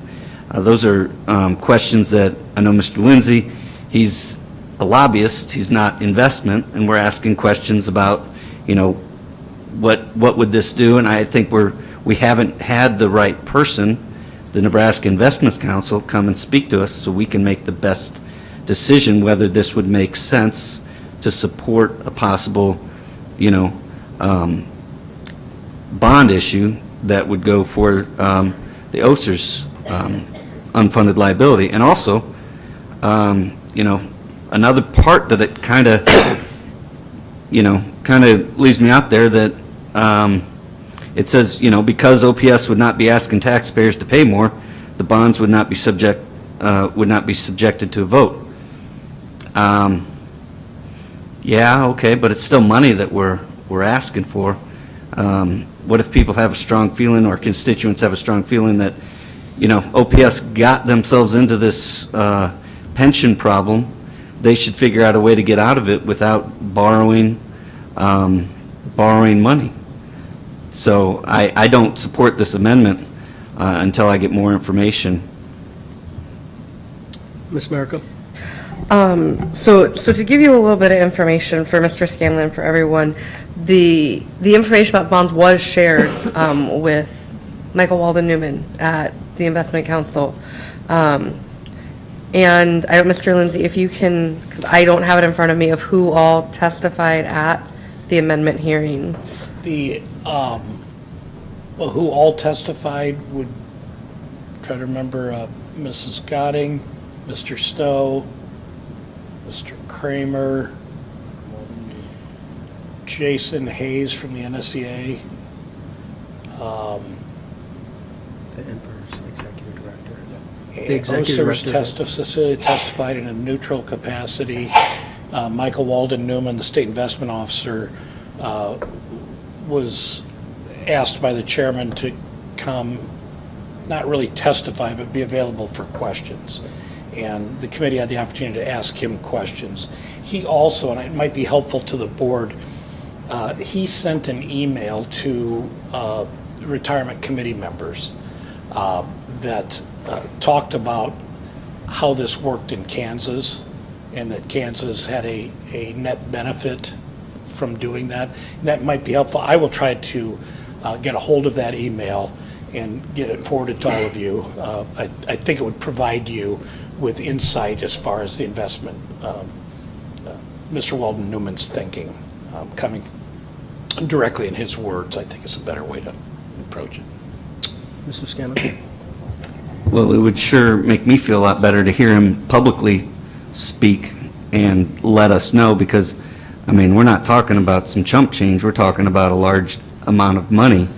And also, for the record, it was brought to my attention that when people were testifying down there, this board did not pass 9-0. I was not in favor of this amendment. I voted against it because I have issues with where we are, and I don't believe the information's been brought to this board for us to make an educated decision. So, I think that it was, some folks that testified before did not, state that it was an 8-1, support of this amendment. I did address that. I apologize. In my testimony, I said 9-0, but it was 8-1. Kramer did clarify that after I testified. I'm sorry, I cut off Ms. Merica. Ms. Merica. It's okay. I wanted to address something you said, because it's something that we've heard from senators, and that is OPS taking responsibility and addressing the shortfall. And that's what this is doing. It's one way of taking responsibility and addressing the shortfall, because if we don't do something, the only way we're going to have to address it is to make cuts every single year based on what our projected arc is for the next year.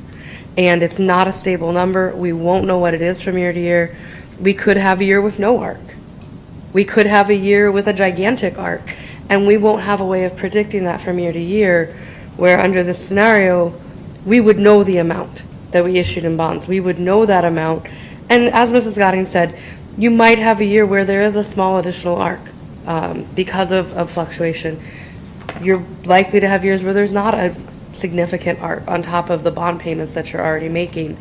And so I don't want people to think this is us not taking responsibility and doing something.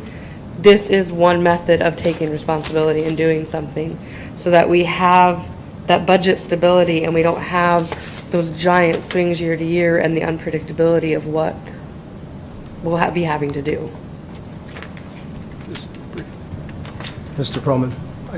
I appreciate both comments from Ms. Merica and Mr. Scanlon. I think if people are listening to us closely and hearing us get into the intricacies of the price of bricks, I think they should understand that we are taking our fiduciary responsibilities as serious as we ever have. And I think Mr. Scanlon's request is an indication of that. I'm not hearing blanket opposition, I'm hearing a request for more information. And I wish we would have had an opportunity to ask these questions. We did, but I don't think that we knew where we were going to be at today when the Nebraska Investment Council representative was here. So I agree. I think I think this bill does represent a great opportunity for savings, but that's a different and distinct question as to whether or not we have the information to make that decision right now. And I think time is of the essence. So I would agree with Mr. Scanlon, because I watched the testimony of the Nebraska Investment Council, and I watched him joke with the senators that he hopes that we get this done before the market corrects. So that's a real thing. That's a real concern. And so I would ask that we have him up here to inform the board exactly what this means. When I ask the questions, I'm not an expert, but I do want to know what it means when I'm asking questions about the probability of, or the likelihood, or however minute it is, that we're a loser on this, because that's the last thing we want. And maybe there is no probability or a 1% probability of that, and I don't think that we're going to get a specific number, but the entire board needs just a little education on what exactly this is, and considering this is a short session that ends April 18th, I think we're ready to hear that information as soon as possible. I noted that on there, and when our board officers, we will discuss that on inviting Mr. Walton Newman back to the board for the March 5th meeting, if he's available. Ms. Gotti? So I want to just point out what his role is. His role is to take the money that we give to him and invest it. His role isn't to advise us on what to do. And I think that's a really important distinction. His role is to take the money, not to advise us on moving forward with a bond or not. Our role is to figure out, based on the information that we have, whether or not it's in our best interest to do that.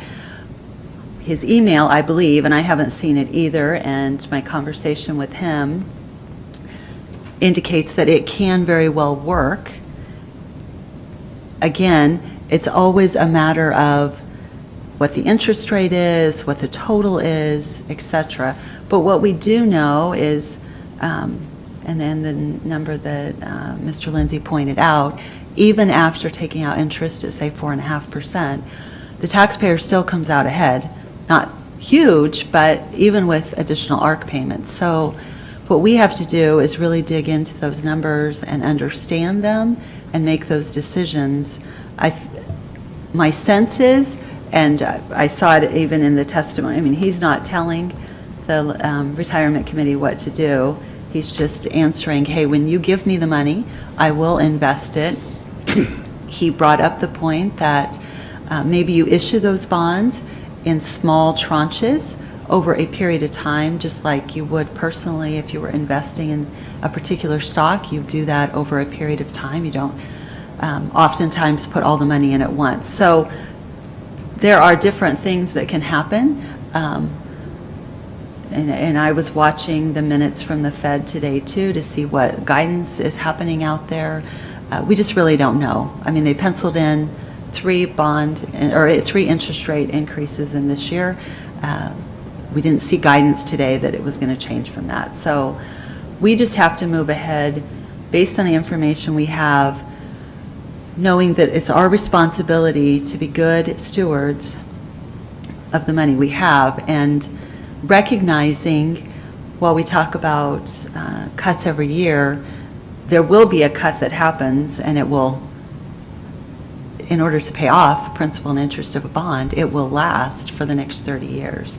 So those decisions will be long-term impact decisions, but the goal being, if we could get to a stable number so that we weren't increasing that number significantly every year, or allow specifically for a board to have 5 to 8 years of understanding with no ARC, and being able to work through the numbers and get to the place where future ARCs were reduced. So it's not an easy answer, and I'm not trying to discount what he would say to us, but it's basically what I've heard him say in front of the retirement committee, and his job is to invest and to take the money we give him that day. Mr. Perlman? Just very briefly, that's a very good point, Ms. Godding. You know, whether it's that gentleman or someone in the district, and I don't want to put anyone on the spot, but we need to hear from the experts either, well, I would say internally who do make those decisions and can guide us. But it's a very kind of good point that it's not his job to. But that's not to say that he doesn't have very valid and good information to share with this board that can help guide us. But I also want to hear from other people who can best advise us on what they think is best and the probability. So, yeah. Mr. Scanlon? And that's what I want to touch on. You know, if I'm going to take $10,000 and personally invest it and then say, hey, I'm not investing any more in this year, is that a good manner or is that a bad manner? Should I invest $1,000, you know, each month, or should I do it in a lump sum? That's the type of thing that I think we need. Yeah, the investor's going to invest the money when you give it to him. The questions that we need to be asking are, when should we be giving it to you? How much should we be giving it to you? In what increments? And how do we minimize our risk? And how do we minimize any of the, you know, fluctuations of the market that we've been seeing? Those are questions that, you know, need to be answered before I can support and get an understanding of how this would be applied moving forward if this legislation were to pass. I want to hear from a financial advisor. None of us are financial advisors. That's where, you know, that's where I'm coming from. Duly noted. I just want to make a point, just to clarify. If this legislation does pass, then do we have the opportunity then to make those types of decisions that Mr. Scanlon's talking about? Would that be part of that process, the next step? That depends on how the legislation is crafted.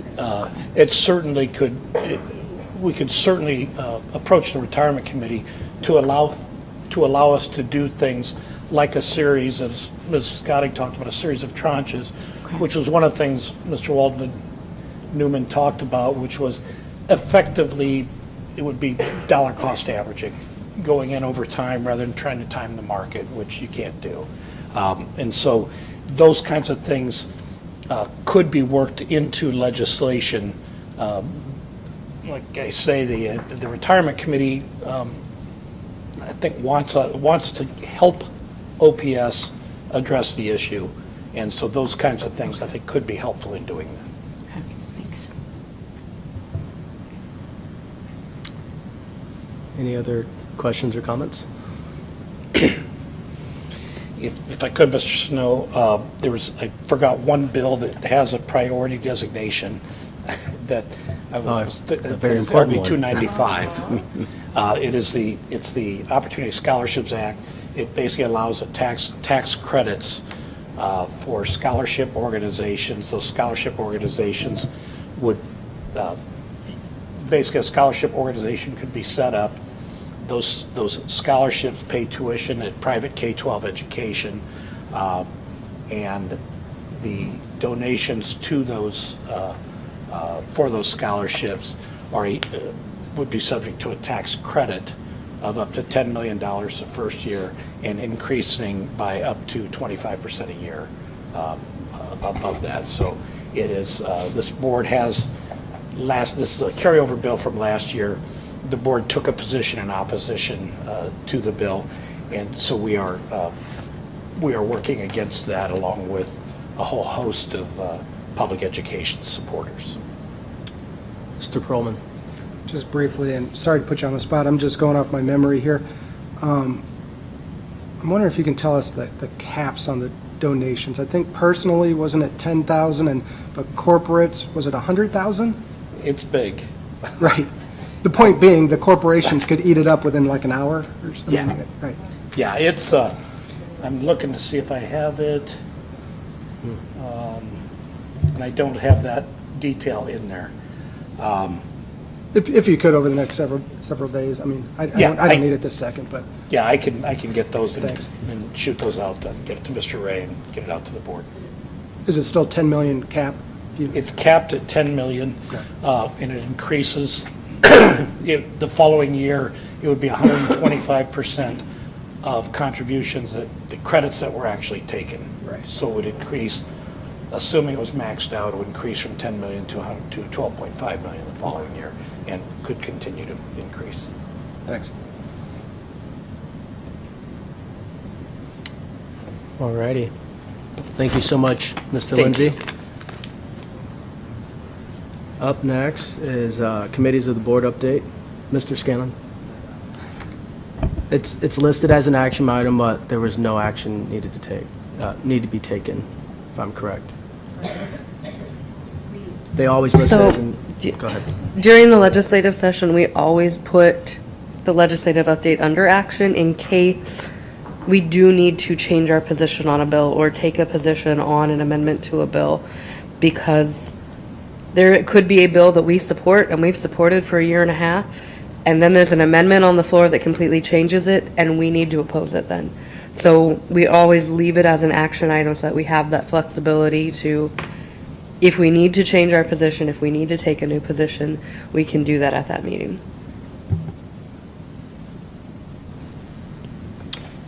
All righty, moving on to J2A. I think the first one on there is Board Governance Committee. Ms. Merico? We were scheduled to meet on the 15th, but we're not able to due to some scheduling issues that came up with the majority of the committee, and we are working on rescheduling that meeting. So we'll have an update next time. Thank you. Budget and Audit, Ms. Scotting?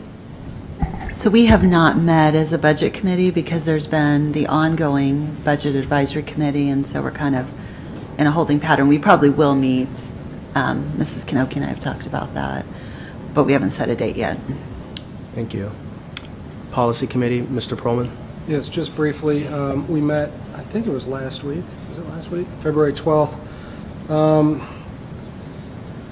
We're working on just making a slight alteration to a policy that governs organizational charts of the district and how those are requested and distributed. You know, again, we're working on tightening our belts. Again, in that policy, we're in collaboration with the Board Governance Committee. We're looking at ways to spend less on board travel and board conferences. We want to make sure we do it the right way, not just cut a budget just to cut a budget like we would with any other area. But we're looking at tighter belt there. I think the spending on travel for this board has decreased every year over the past several years, and we're looking to see if we can tighten that even more. So we're working on finalizing that. And we're also continuing discussions on a policy focused on transgender students and teachers and staff, and that's a continuing discussion. And we will meet again. We were scheduled to meet, I think, in whatever the day was. It was during spring break, so we're probably going to push that back a week or two. Thank you. Americanism Committee, Dr. Holman and Ms. Ryan. I'm going to speak for my team today. So the Americanism Committee met on February 13th. Mr. Barry Thomas gave an overview of the establishment of the Americanism Committee as a result of a state statute 79-724. With that, there is an instructional requirement for teaching about American citizenship, patriotism, and civic duty. He went on to share with us also that 2 legislative bills came about in 2016 and 2017, which proposed to mandate Nebraska high school students to pass a naturalization test before graduating to demonstrate their civic readiness. And so there were lots of concerns and discussion in a hearing regarding that, and the bills never made it out of the Education Committee. So from there were 3 strategic goals that were developed, and those goals were, I'm just going to read them to you. Create a framework that identifies evidence acceptable for the demonstration of competencies in social studies, and from this, a definition of civic readiness was created. Number 2, improve instruction within social studies, formed around content, pedagogy, and connections. And then number 3, develop a best practices repository. So there were 3 planning teams that worked on these 3 goals, and the definition of civic readiness was developed, and there was opposition due to some of the verbiage that was used in the definition. And so in January 2018, a new draft of the definition was developed, and it went to hearing early February 2018, and we're waiting to hear back about that. So we'll update you later once we know more.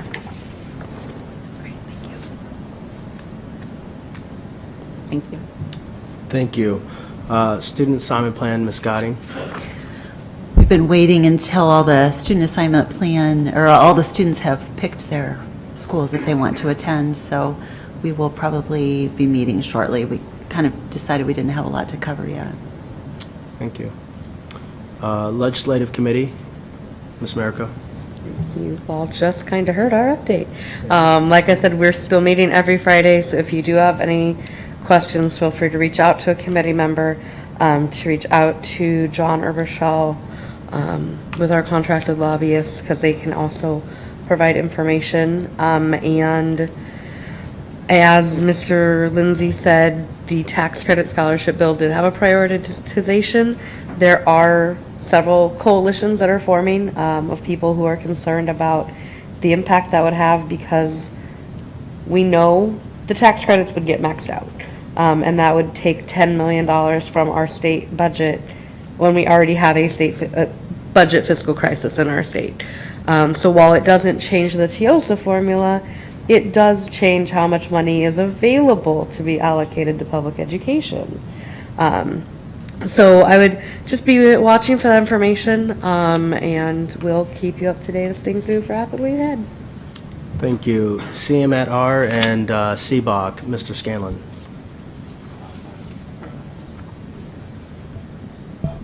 Oh.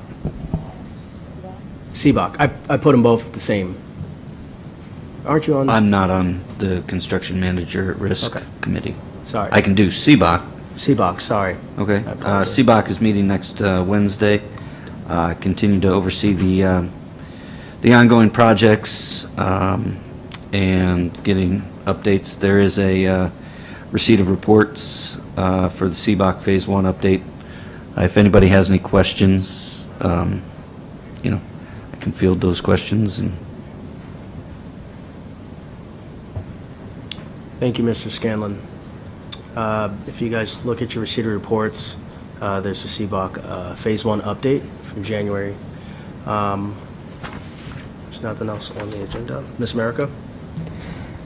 I move that the Board of Education go into closed session for the protection of the public interest and for the prevention of needless injury to the reputation of individuals, to discuss with the superintendent, secretary to the board, John Lindsay, Connie Kanoki, Dr. Turnquist, and legal counsel, negotiations, pending litigation, strategy session related to legislation, and legal advice. There's a motion on the floor to go into closed session. Is there a second? Second. We have a motion by Ms. Merica, second by Ms. Ryan. Any discussions? Roll call, please. Smith? Aye. Snow? Aye. Cassidy? Aye. Gadding? Aye. Hallman?